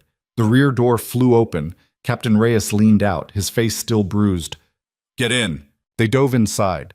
Reyes slammed the door. The driver floored it. Gunfire erupted behind them. Bullets punched through the rear window. Reyes shoved both women down. The SUV screamed out of the parking garage and onto the main road, weaving through traffic at dangerous speeds. Sarah finally sat up. "How did you know?" "Torres called me after you hung up. Said you'd do something stupid." Reyes looked at her. "She was right. Thank you." "Don't thank me yet. We're not clear." The driver made a hard turn. 2 black sedans were following them, closing fast. Reyes pulled a pistol from a holster. "Hold on." He rolled down the window and fired 3 shots. One of the pursuing vehicles swerved hard, clipping a parked car and spinning out. The second vehicle kept coming. The driver made another turn, this time into an underground tunnel. The pursuing car followed. Reyes aimed carefully and fired twice. The second vehicle's front tire exploded. It fishtailed wildly and crashed into the tunnel wall. They emerged into daylight. No more pursuit. The driver pulled into an abandoned warehouse district and stopped. Vasquez was shaking. "Who were those people?"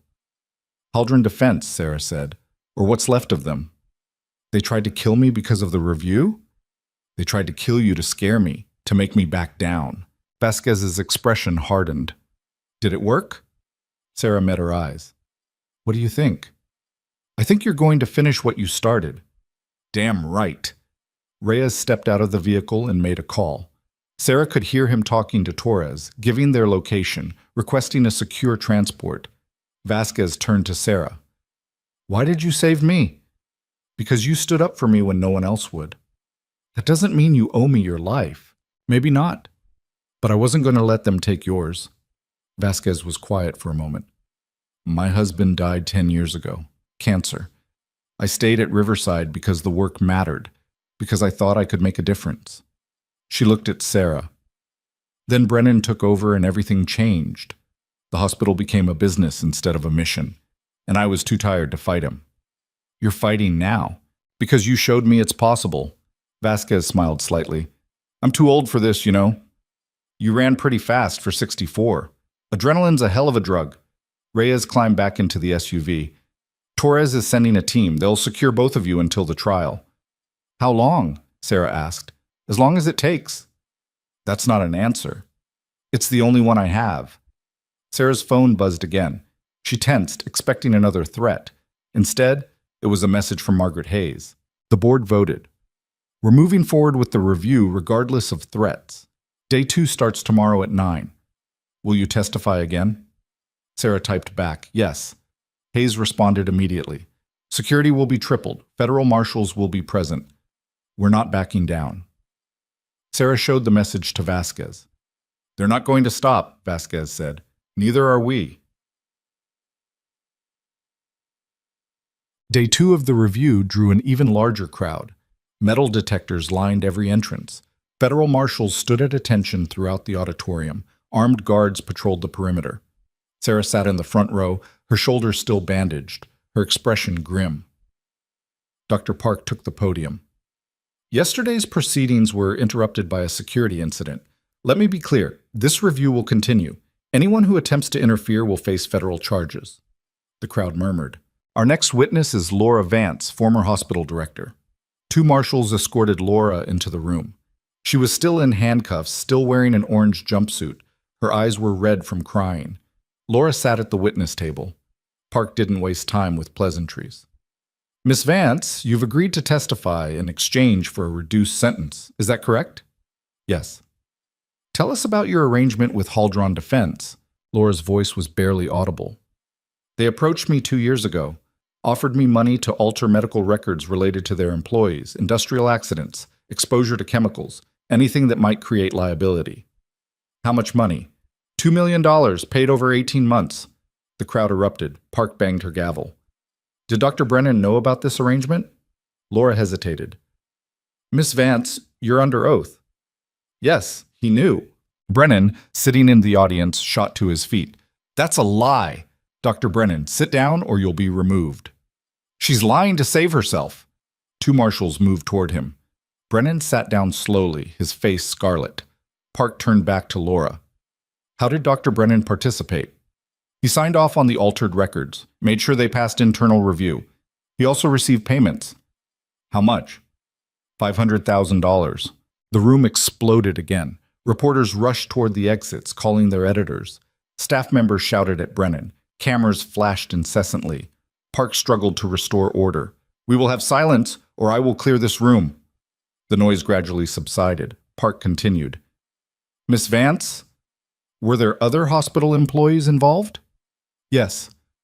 3 residents, 2 attending physicians, the head of medical records." "Are they in this room?" "2 of them." Park gestured to the marshals. "Identify them." Laura pointed. 2 doctors in the 3rd row went pale. "Take them into custody," Park ordered. The marshals moved quickly. The doctors were cuffed and escorted out while they protested loudly. Sarah watched all of this with cold satisfaction.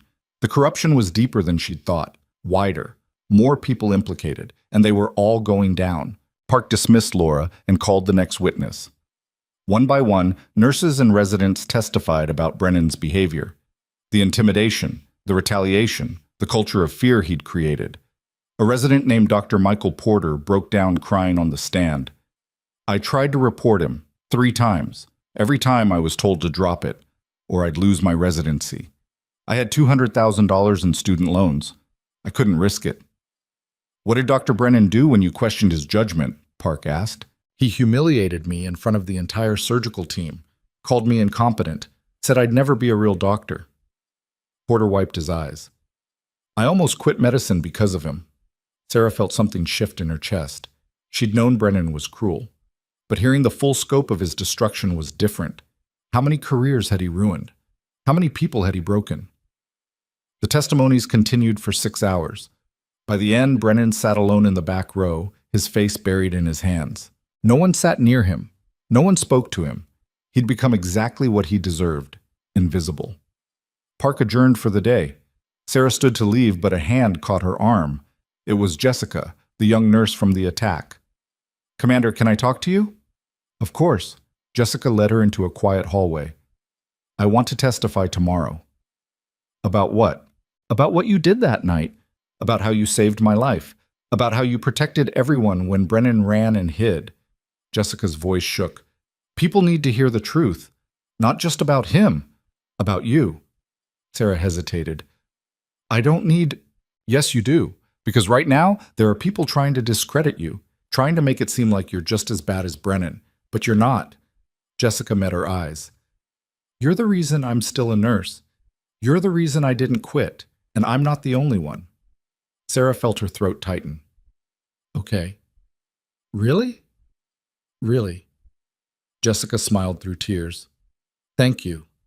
Sarah walked outside into the fading daylight. Torres was waiting beside an unmarked car. "How'd it go?" Torres asked. "Brennan's finished. Half his staff is implicated. The hospital's going to be under federal oversight for years." "Good." They climbed into the car. Torres drove toward the safe house, taking a circuitous route to avoid tails. "You did it, Commander. You took down the entire system." "I didn't do it alone." "No, but you started it. You refused to look away." Torres glanced at her. "That takes guts." Sarah didn't respond. She was staring at her phone. Another message. Another unknown number. She opened it. A photo of a bank statement. Her name. An account she'd never opened. Deposits totaling $3 million. Below the image, "We tried to scare you. That didn't work. So now we destroy you. Tomorrow everyone will know you took bribes from Haldron Defense. Your career, your reputation, everything you fought for. Gone." Sarah's hand started shaking. Torres saw her expression. "What is it?" Sarah showed her the phone. Torres cursed violently. "That's not real. They fabricated it." "Doesn't matter. By the time anyone proves it's fake, the damage will be done." "We'll get ahead of it. Issue a statement. Prove the documents are forged. No one's going to believe that. Not after what happened with Laura Vance. Not after all the corruption we've exposed." Sarah's voice was hollow. "They're going to think I'm just another person who took the money." Torres pulled the car over and turned to face her. "Then we fight. We bring in forensic accountants. We trace the forgeries. We expose whoever created this. That takes time. The review ends tomorrow. Once this goes public, it's over." "So what are you going to do?" Sarah stared at the fabricated bank statement. at the evidence that would destroy everything she'd built. She thought about Kandahar, about the 3 soldiers she couldn't save. She thought about Riverside, about standing on that stage and admitting her failures. She thought about Brennan, sitting alone in that auditorium, abandoned by everyone. Then she made her decision. "I'm going to tell the truth," she said, "before they do." Torres blinked. "What?" "Tomorrow morning, first thing. I'm going to testify about this, show everyone the fake documents, explain exactly how they're trying to frame me, get it out in the open before they can weaponize it." "Commander, that's insane. You're giving them exactly what they want." "No, I'm taking away their power. They want me scared, silent, defensive. I'm going to be none of those things." Sarah's voice turned hard. "I'm going to walk into that auditorium and dare them to prove their lies." Torres stared at her for a long moment. Then she smiled. "You're absolutely crazy." "Probably. I love it." They drove to the safe house in silence. Sarah spent the night preparing her testimony, documenting every bank transaction she'd actually made, every account she actually owned. She called her bank, requested full records, alerted them to potential fraud. She contacted forensic specialists Torres recommended, set up a rush analysis of the fabricated documents. By 3 a.m., she had everything she needed. By 6 a.m., she was standing outside the auditorium, waiting for the doors to open. By 8:30, she was backstage, her notes in hand, her expression calm. Dr. Park found her. "Commander, I heard about the allegations. Are you okay?" "I'm fine." "We can postpone your testimony if you need time." "No, I'm testifying now, before the session officially starts." Park frowned.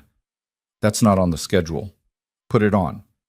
"Commander, I need 5 minutes, that's all. 5 minutes to address this before it becomes the story." Park studied her face, then nodded. 5 minutes. Sarah walked onto the stage. The auditorium was half full, people still filing in, journalists setting up cameras. She sat at the witness table and pulled out her phone, pulled up the fabricated bank statement. Then she projected it onto the main screen. The crowd went silent. "This image was sent to me last night," Sarah said, her voice echoing through the sound system. "It shows a bank account with $3 million. My name is on the account. The deposits allegedly came from Haldron Defense." Whispers rippled through the crowd. "It's fake," Sarah continued. "Every detail is fabricated, and I can prove it." She pulled up her actual bank statements, projected them side by side with the fake ones. Different routing numbers, different account formats, different dates. Whoever created this didn't bother to match the actual bank's protocols. Sarah's voice was steady. "They were counting on people seeing the number and panicking, on me trying to hide it, on me looking guilty." She stood. "I'm not hiding, I'm not panicking, and I'm not guilty. I'm showing you exactly what they tried to do. Because that's what happens when you threaten powerful people. They don't fight fair, they fight dirty." The doors at the back of the auditorium burst open. FBI agents flooded in, moving with purpose. Agent Torres led them, her badge held high. "We have warrants for the arrest of Richard Caldwell and Stephen Pierce, both employed by Haldron Defense's financial division." 2 men in the front row tried to run. Agents tackled them before they reached the exits. The crowd erupted. Torres approached the stage. "Commander Mitchell, we traced the fabricated documents to these 2 individuals. They created the fake account yesterday using stolen identity credentials. We have the digital trail, the IP addresses, everything." Sarah looked at the 2 men being cuffed. "How'd you find them so fast?" "They got sloppy, used a company computer to create the forgeries." Torres smiled. "Amateurs." Dr. Park banged her gavel repeatedly. "Order! We will have order!" The chaos gradually subsided. Park turned to Sarah. "Commander, on behalf of this panel, I apologize. We should have provided better security." "You did fine," Sarah said. "They would have tried something regardless. At least now everyone knows what we're dealing with." She stepped down from the witness stand. The crowd parted as she walked through them. Some people reached out to touch her shoulder. Others simply stared. Brennan sat in his usual spot, his face ashen. He looked smaller somehow, defeated. Sarah stopped beside him. "You could have told the truth at any point," she said quietly. "You could have admitted your mistakes, apologized, changed, but you chose to protect yourself instead." Brennan didn't respond. "I hope it was worth it," Sarah said. She walked out of the auditorium into the morning sunlight. Reyes was waiting outside, leaning against a car. I heard what happened. You okay? Yeah. That was brave, stupid, but brave. Story of my life. Reyes chuckled. What now? Sarah looked back at the hospital, at the building where everything had started, where she'd tried to hide, where she'd been forced to fight. Now I actually do the job, she said. Fix the department, train the staff, make sure this never happens again. Sounds boring. Good. I could use boring. Her phone rang. Unknown number again. Sarah almost didn't answer. Then she changed her mind. Mitchell. A woman's voice. Calm, professional. Commander Mitchell, my name is Senator Elizabeth Harmon. I chair the Senate Committee on Healthcare Oversight. I'd like to speak with you about testifying before Congress. Sarah closed her eyes. About what? About hospital corruption. About how someone like Dr. Brennan was able to operate unchecked for so long. About what needs to change. A pause. The country needs to hear your story, Commander. All of it. I'm not interested in being famous. This isn't about fame. It's about fixing a broken system. And you're one of the few people who's actually fought it and won. Sarah was quiet for a long moment. Then she saw movement near the hospital entrance. Jessica and 3 other nurses were walking out together, talking, laughing. Alive. Safe. Because Sarah had refused to back down. When do you need me? Sarah asked. 2 weeks. Washington, D.C. We'll handle all the arrangements. I'll be there. She hung up. Reyes raised an eyebrow. Congress? Apparently. You know they're going to grill you, make you relive everything, put your worst moments on national television. I know. And you're still going. Sarah thought about the 3 soldiers in Kandahar, about Brennan's victims, about every person who'd been silenced by a system that protected the powerful and abandoned the vulnerable. Yeah, she said, I'm going, because someone has to. Reyes nodded slowly. Then I'm coming with you. You don't have to. I know, but I'm going anyway. He opened the car door. Someone needs to make sure you don't punch a senator. Sarah almost smiled. Fair point. They climbed into the car. As they drove away from Riverside General, Sarah's phone buzzed one more time. She looked at the screen, a message from an unknown number. But this one was different. The review worked. Brennan's medical license was revoked this morning. He'll never practice medicine again. Thank you for not giving up. A grateful nurse, Sarah stared at the message for a long time. Then she closed her eyes and finally, for the first time in 3 years, let herself believe that maybe, just maybe, she'd done enough. Okay. But in a quiet office building across town, a man in an expensive suit watched the news coverage of Sarah Mitchell's testimony. He picked up his phone and dialed. She's more dangerous than we thought, he said. Testifying before Congress will give her a national platform. We can't allow that. A voice on the other end responded.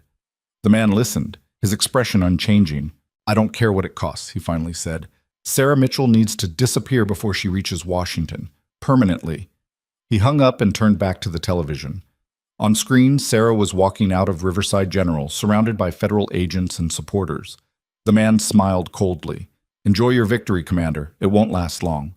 The man hung up the phone and turned back to the television screen where Sarah Mitchell's face filled the frame. His smile was thin, calculated.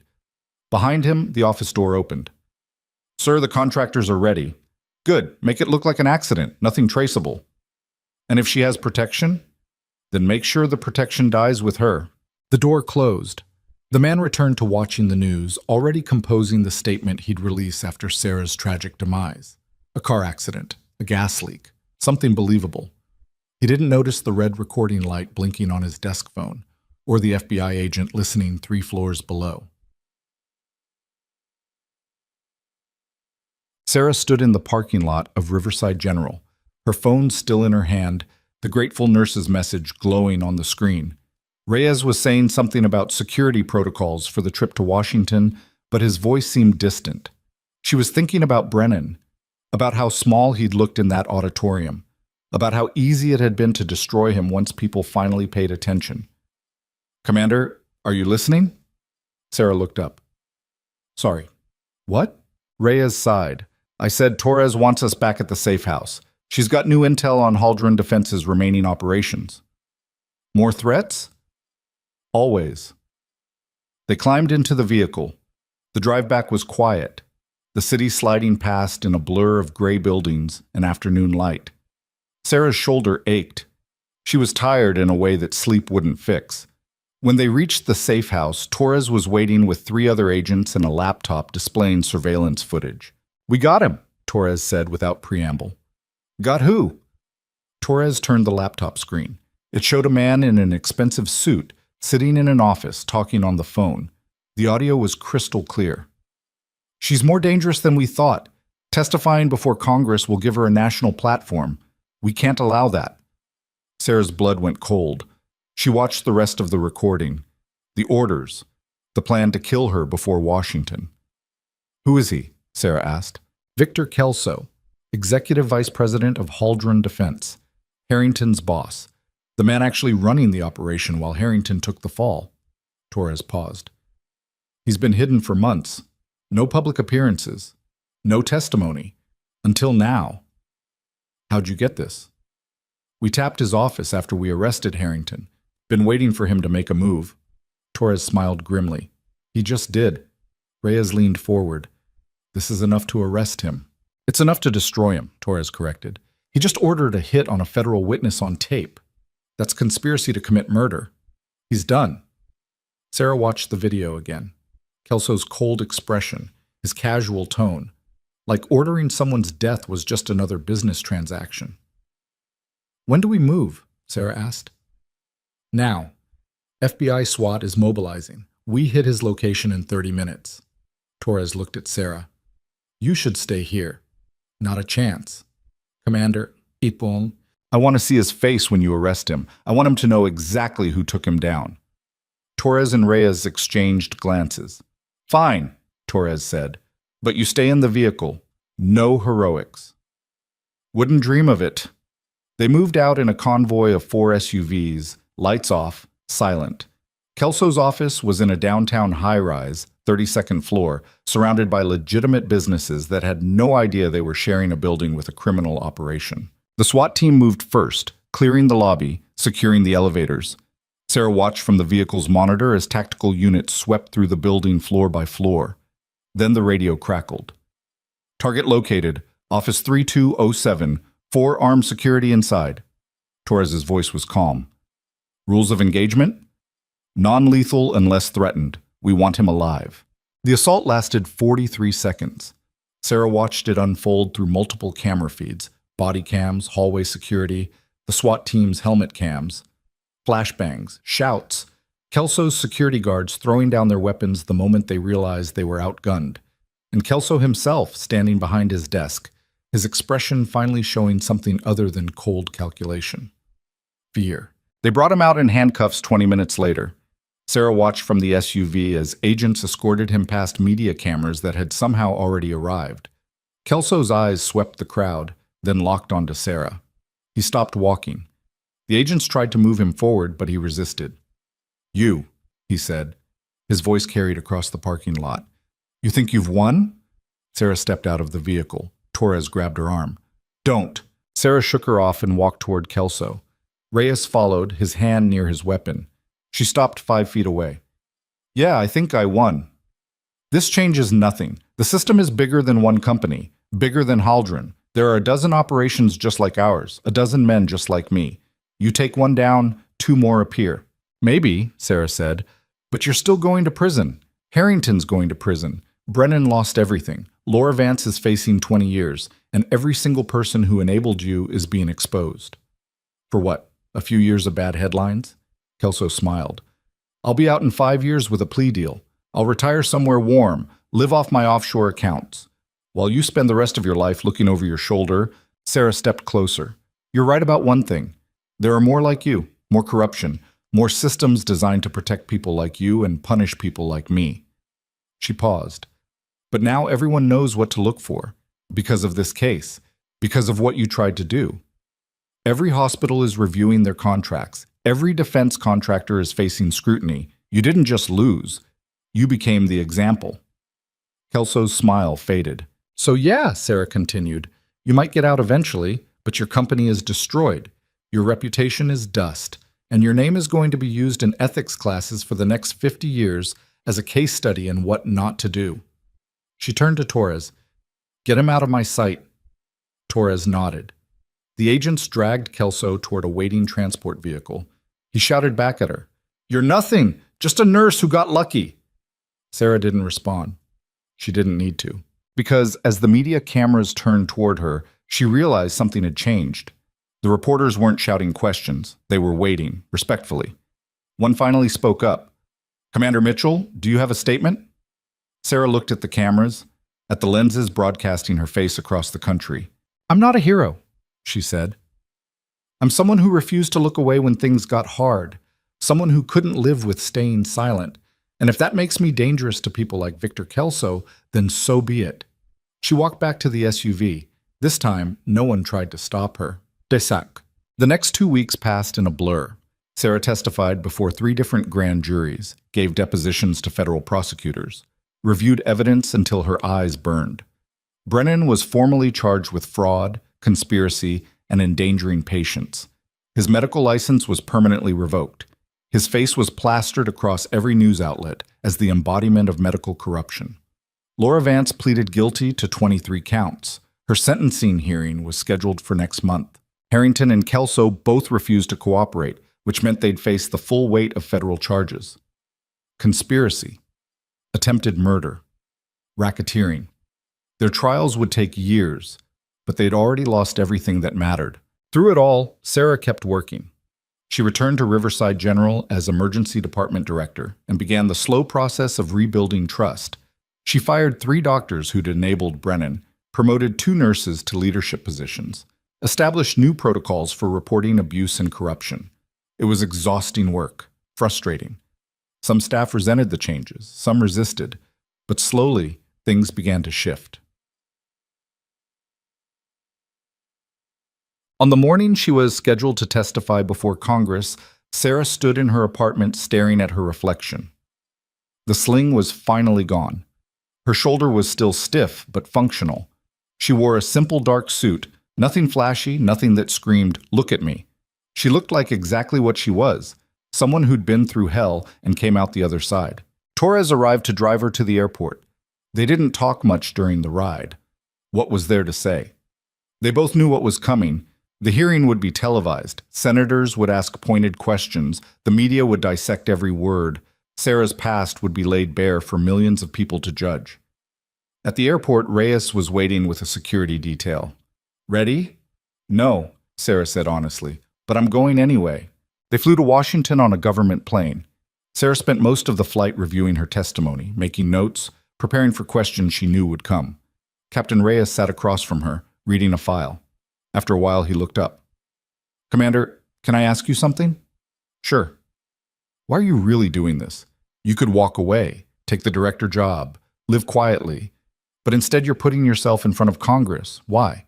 Sarah was quiet for a long moment. Because I'm tired of watching good people stay silent because they're scared. I'm tired of systems that protect predators and punish whistleblowers. I'm tired of being told that one person can't make a difference. She looked at him. So I'm going to stand up and say what needs to be said. And if it costs me everything, at least I'll know I tried. Reyes nodded slowly. That's a hell of a reason. It's the only one I've got. Tak. The Senate hearing room was enormous, ornate, designed to make witnesses feel small and insignificant. Sarah walked to the witness table and sat down. Behind her, the gallery was packed with reporters, hospital administrators, military veterans, and civilians who'd traveled from across the country just to watch. Senator Elizabeth Harman gavelled the hearing to order. This committee has convened to examine systemic failures in hospital oversight and the corporate corruption that enabled the attack on Riverside General Hospital. Our first witness is Commander Sarah Mitchell. Sarah raised her right hand and was sworn in. Harman leaned forward. Commander Mitchell, thank you for being here. Let's start with a simple question. What went wrong at Riverside General? Sarah took a breath. Everything. The leadership prioritized profit over patient safety. Staff who reported problems were silenced or fired. Complaints were buried. And when a decorated combat medic tried to warn people that something was wrong, she was suspended and humiliated. You're referring to yourself. Yes. Why didn't you go to authorities sooner? Because I'd already learned that authorities don't always listen. In the military, I reported bad intelligence that got 3 soldiers killed. I was told it was acceptable losses and to stand down. At Riverside, I reported safety concerns. I was told I was overdramatic. Sarah's voice hardened. The system punishes people who speak up. That's the problem. Senator Marcus Webb, a former hospital administrator, spoke next. Commander, with all due respect, hospitals are complex organizations. Sometimes difficult decisions have to be made. Sometimes good people make mistakes. Don't you think you're being unfair to Dr. Brennan? Sarah turned to face him. Senator, Dr. Brennan suspended me hours before an armed attack because I questioned his authority.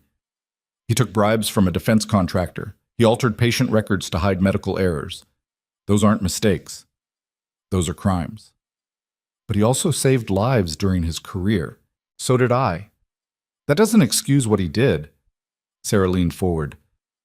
Senator, I've made mistakes. I failed people. I live with that every day. But I never took a bribe. I never falsified records. I never put my ego above patient safety. There's a difference between imperfection and corruption.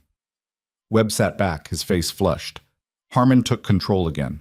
Commander, what needs to change? Transparency. Protection for whistleblowers. Independent oversight that can't be bought. And consequences for people in power who abuse it. Sarah looked directly at the cameras. Because right now, the system protects the powerful and abandons everyone else. And that has to stop. The hearing continued for 3 hours. Senators asked about her military service, her medical training, her decisions during the attack. Sarah answered every question directly, without hesitation, without sugarcoating the ugly parts. When it was finally over, Harmon adjourned the session. Sarah stood, her legs shaking slightly. As she walked toward the exit, someone in the gallery started clapping. Then another person joined. Then another. Within seconds, the entire room was on its feet, applauding. Reporters, veterans, hospital workers, even some of the senators. Sarah stopped, overwhelmed. She hadn't expected this, hadn't wanted it. But as she looked at the faces around her, people who'd been silenced, people who'd been hurt, people who'd been told their voices didn't matter, she understood. This wasn't about her. It was about all of them. Yeah, the response was immediate. Within 24 hours, Senator Harmon introduced legislation mandating independent oversight for all hospitals receiving federal funding. 3 more senators signed on as co-sponsors. Medical journals published Sarah's testimony in full. Ethics committees at major hospitals began reviewing their policies. Whistleblower protection organizations saw a surge in donations, and at Riverside General, applications for nursing positions tripled. Sarah returned to Portland 3 days later. She was exhausted. Her shoulder ached. She wanted nothing more than to sleep for a week. Instead, she went back to work. The emergency department was chaotic as always. Trauma patients, overdoses, cardiac arrests, the organized chaos of medicine at its most raw. But something was different. The staff looked at her with something new. Not fear, not resentment, trust. Dr. Vasquez found her during a quiet moment in the break room. You did good in Washington. I just told the truth. That's why it mattered. Vasquez poured 2 cups of coffee and handed one to Sarah. I've been thinking about your testimony, about what you said regarding protecting people who speak up. Yeah? I want to create a formal oversight committee. Staff representatives from every department, direct reporting to the board, no administrative interference. Vasquez looked at her. Would you help me build it? Sarah nodded. Yes. Good. Because we're not done fixing this place. Vasquez smiled. We're just getting started. Padam. 6 months later, Sarah stood in Riverside General's newly renovated emergency department. The walls were fresh. New equipment gleamed under LED lights. A plaque near the entrance read, "The Sarah Mitchell Emergency Care Center." She'd tried to stop them from naming it after her. Failed spectacularly. It's not about ego, Margaret Hayes had explained. It's about sending a message. About showing people that standing up matters, that integrity matters. Sarah still felt uncomfortable seeing her name on the wall, but she'd learned to live with it. The department had transformed over those 6 months. New protocols, new training programs, a whistleblower hotline that actually worked, And most importantly, a culture where speaking up was encouraged instead of punished. It wasn't perfect. Nothing ever was. But it was better. Jessica approached her, now wearing the badge of a charge nurse. "Commander, we've got a situation. Patient in Trauma 3 is getting aggressive. Security's on the way, but I'll handle it." Sarah walked to Trauma 3. Inside, a man in his 30s was shouting at a resident, his face red, his fists clenched. "I've been waiting 2 hours. I need pain medication now." The resident was backing away, her hands raised. "Sir, I understand you're frustrated, but I don't want excuses. Get me a real doctor." Sarah stepped into the room. "I'm the director. What's the problem?" The man turned to her. "Finally, someone in charge. This incompetent resident is doing her job correctly," Sarah interrupted. "She's following protocol. Pain medication requires assessment first." "I don't need assessment. You need to sit down and let us help you, or you need to leave." Sarah's voice was calm but absolute. "Your choice." The man stared at her. Something in her expression made him reconsider. He sat down slowly. "Thank you," Sarah said. She turned to the resident. "Dr. Hamilton, continue with your assessment. I'll stay if you need me." Hamilton nodded, her confidence returning. Sarah watched as the resident completed her examination, ordered appropriate tests, and prescribed medication based on the results. Textbook work. Exactly what Sarah wanted from her staff. When it was over, Hamilton approached her. "Thank you for backing me up. That's my job. Dr. Brennan would have thrown me under the bus." "I'm not Dr. Brennan," Hamilton smiled. "No, you're not." That evening, Sarah sat in her office reviewing patient reports when someone knocked on her door. "Come in." Captain Reyes entered, now wearing civilian clothes. He'd retired from active duty 2 months ago and taken a position as security consultant for Riverside's emergency services. "Got a minute?" he asked.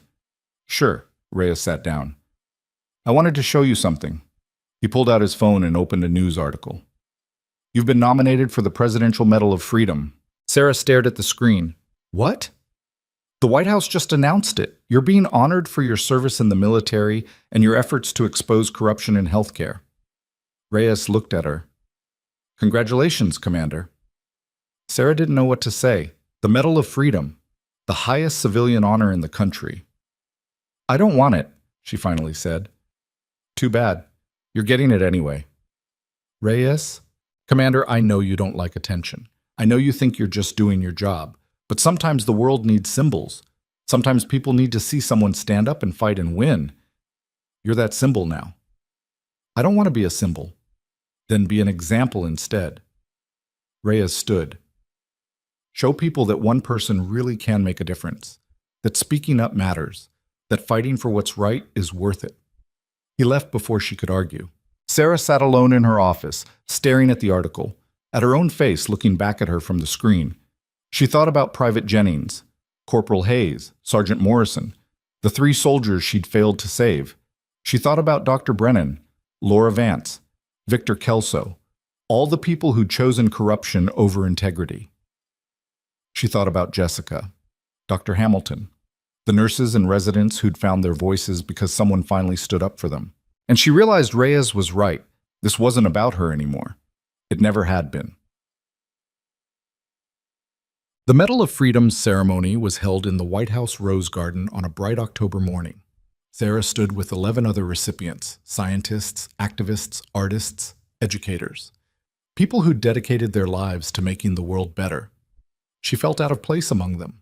They'd spent decades building their legacies. She'd just been trying to survive. But when the president called her name and placed the medal around her neck, she understood something she'd been fighting against for 3 years. Survival wasn't enough. You had to stand for something, fight for something, be willing to lose everything for something. That's what separated existing from living.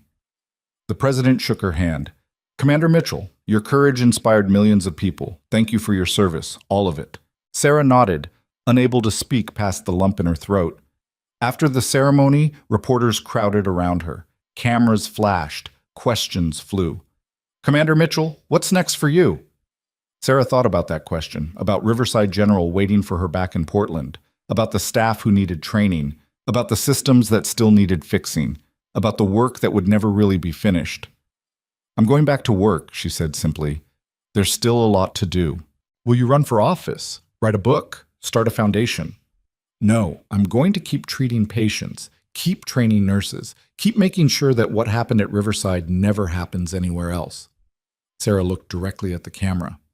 Because that's where the real work is, not in ceremonies or headlines, in the day-to-day fight to protect people who can't protect themselves. One reporter pushed forward. Do you have any message for people facing similar situations? People who see corruption but feel powerless to stop it? Sarah paused. This was important. Maybe the most important thing she'd ever say.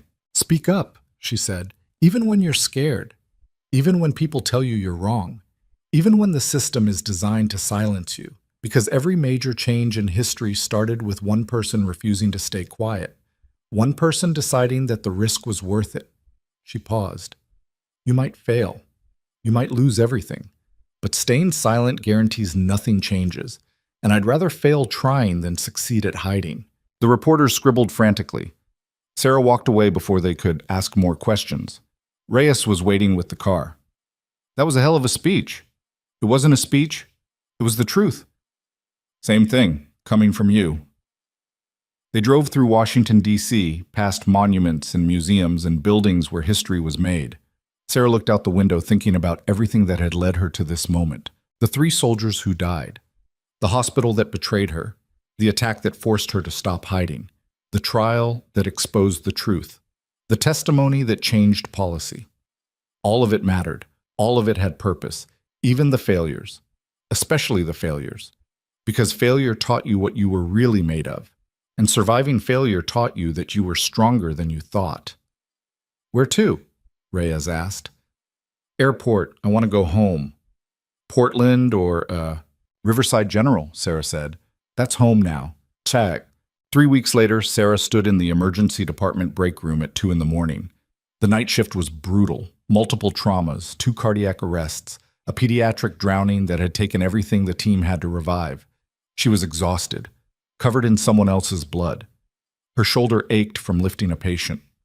Dr. Vasquez found her there, looking equally wrecked. Hell of a night, Vasquez said. They all are. The kid's going to make it. Full recovery expected. Sarah nodded. That was something. Vasquez poured 2 cups of terrible break room coffee. I've been thinking about something you said in Washington, about how the system protects the powerful. Yeah? It occurred to me that we're part of that system now. Hospital directors, department heads, people with authority. Vasquez looked at her. Which means we have a responsibility to make sure we don't become what we fought against. Sarah met her eyes. Agreed. So I'm establishing a policy. Any staff member can request a meeting with me or you directly. No appointments needed, no administrative gatekeepers. Just walk in and talk. That's going to be chaos. Probably, but it's also accountability. Vasquez smiled. We can't ask staff to trust us if we're not accessible. Fair point. They drank their terrible coffee in comfortable silence. Then Jessica burst through the door. Commander, we've got incoming mass casualty event, building collapse downtown. ETA 3 minutes. Sarah was already moving. How many? At least 15, mix of critical and stable. Get every available person to the trauma bays, call in off-duty staff, set up triage in the parking lot. Already done, Sarah smiled. Good. They ran toward the ambulance bay together. This was it. This was the work. Not ceremonies or medals or television appearances. This was saving lives when everyone else had given up. This was standing between patients and death. This was refusing to let chaos win. The ambulances arrived in a screaming convoy. Paramedics unloaded stretchers. Blood. Screaming. The organized chaos of mass trauma. Sarah moved through it all with practiced efficiency. Directing teams. Making triage decisions. Holding pressure on wounds while surgeons were located. She worked for 6 straight hours. By the time the last patient was stabilized, dawn was breaking over Portland. Sarah walked outside into the early morning light. Her entire body ached. Her hands were cramping, but everyone who'd come through those doors was alive. Dr. Hamilton joined her. Commander, I just wanted to say thank you. For what? For showing me what leadership actually looks like. for teaching me that protecting patients means standing up to anyone, including other doctors. Sarah looked at the young resident, saw herself 6 years ago, full of idealism and hope and belief that medicine could save everyone. She didn't have that innocence anymore. But maybe that was okay, because innocence meant you didn't know the cost. And knowing the cost meant you understood what you were really fighting for. "You're going to be a good doctor," Sarah said. "Just promise me something." "What?" "When you see something wrong, speak up, even if it costs you, especially if it costs you." Sarah paused. "The world needs people willing to fight." Hamilton nodded. "I promise." Bokis. 6 months after that, Sarah received a letter. It was from Private Jennings's mother, the soldier who died in her arms in Kandahar. Sarah stared at the envelope for a long time before opening it. "Dear Commander Mitchell, I've been following your story in the news. I wanted to reach out because I need you to know something that I should have told you 3 years ago. My son's death wasn't your fault. The intelligence failure wasn't your fault. You did everything humanly possible to save him. His last words, which the Army never shared with you, were, 'Tell the commander she's the bravest person I ever met. Tell her to keep fighting.' So I'm telling you now, stop blaming yourself for things you couldn't control. Honor my son's memory by being the person he believed you were. Keep fighting. Keep saving people. Keep refusing to look away. You're exactly the hero he said you were. With gratitude, Margaret Jennings." Sarah read the letter 3 times.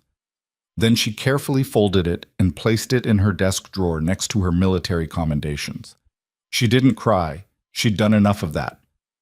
Instead, she picked up her phone and called the training coordinator. "I want to expand our trauma protocols, add combat medicine techniques. Can we schedule a workshop?" "Absolutely. When?" "Next week. I'll lead it myself." She hung up and looked around her office, at the Medal of Freedom mounted on the wall, at the photos of her team, at the emergency department visible through her window. This was where she belonged. Not hiding, not running, not trying to be someone she wasn't, right here in the chaos, in the fight, in the impossible work of saving people who everyone else had written off. Because that's what heroes actually did. Not the flashy stuff, not the medal ceremonies. The daily, grinding, exhausting work of showing up and refusing to quit. 1 year after the attack, Riverside General held a memorial service. For the security guards who'd died, for the patients who'd been traumatized, for everyone who'd been affected by the violence. Sarah stood at the podium, looking out at hundreds of faces. Staff, patients, family members, media. "A year ago, armed men entered this hospital planning to commit murder," she began.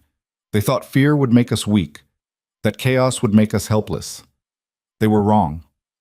She paused, because when everything fell apart, this hospital's staff did something extraordinary.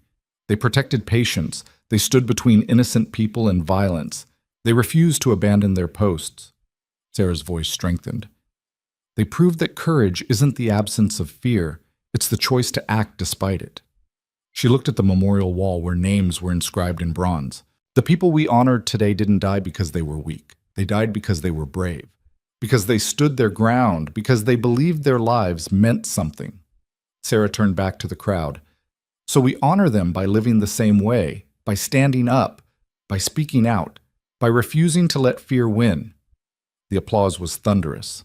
After the ceremony, Sarah walked through the hospital one last time, past the trauma bays, past the ICU, past the break room where she'd once been mocked by staff who didn't understand her. Everything looked different now. Or maybe she was different. She'd stopped trying to be invisible, stopped apologizing for her past, stopped believing that staying small would keep her safe. Because safety was an illusion. The world was dangerous and chaotic and unfair. But that didn't mean you gave up. It meant you fought harder. Jessica caught up with her near the exit. "Commander, you have a visitor. Says it's important." Sarah followed her to the administrative wing. Inside her office, a woman in her 30s waited. She had kind eyes and nervous hands. "Commander Mitchell? I'm Dr. Amy Rodriguez. I'm a resident at Seattle Memorial. What can I do for you?" Rodriguez took a breath. "My chief of surgery is doing what Dr. Brennan did, falsifying records, taking bribes, creating a culture of fear. I've tried reporting it internally, but nothing's changed. She looked at Sarah with desperate hope. I saw your testimony. I read about what you did here. I need your help. Sarah felt something settle in her chest. Purpose. Direction. This was why she'd fought, why she'd exposed herself, why she'd refused to stay silent, so other people would find their courage too. Tell me everything, Sarah said. Rodriguez began to speak.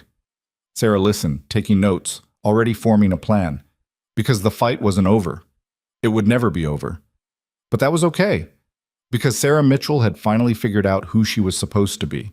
Not a nurse who stayed invisible, not a commander who carried guilt, not a victim who let fear control her. She was someone who fought, someone who stood up, someone who looked at broken systems and said, not anymore. And that made all the difference. 5 years later, Sarah stood in a different Senate hearing room. This time she wasn't testifying.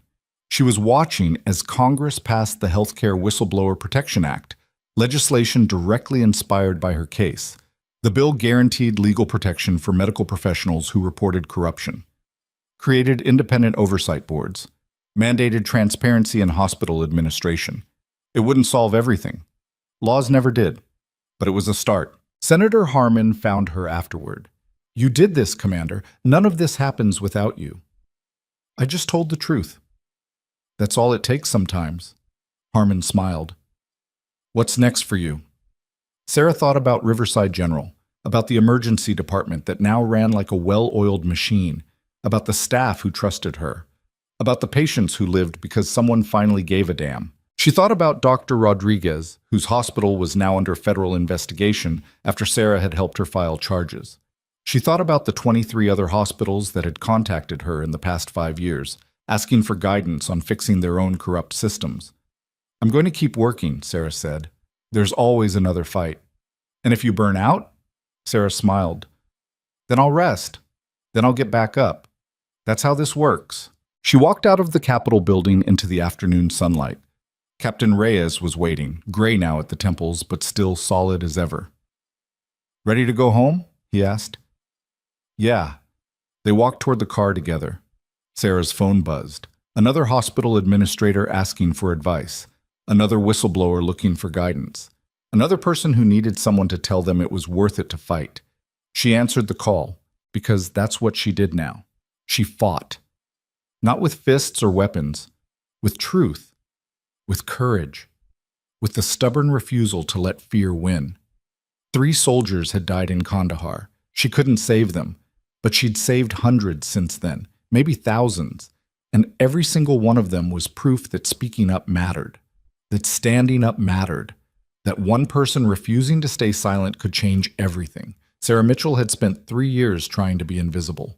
Now she was impossible to ignore, and she wouldn't have it any other way. Because sometimes the most powerful thing you can do is refuse to stay quiet. Sometimes courage looks like standing up when everyone tells you to sit down. Sometimes justice is a long, exhausting fight that never really ends. But it's worth it, every single time.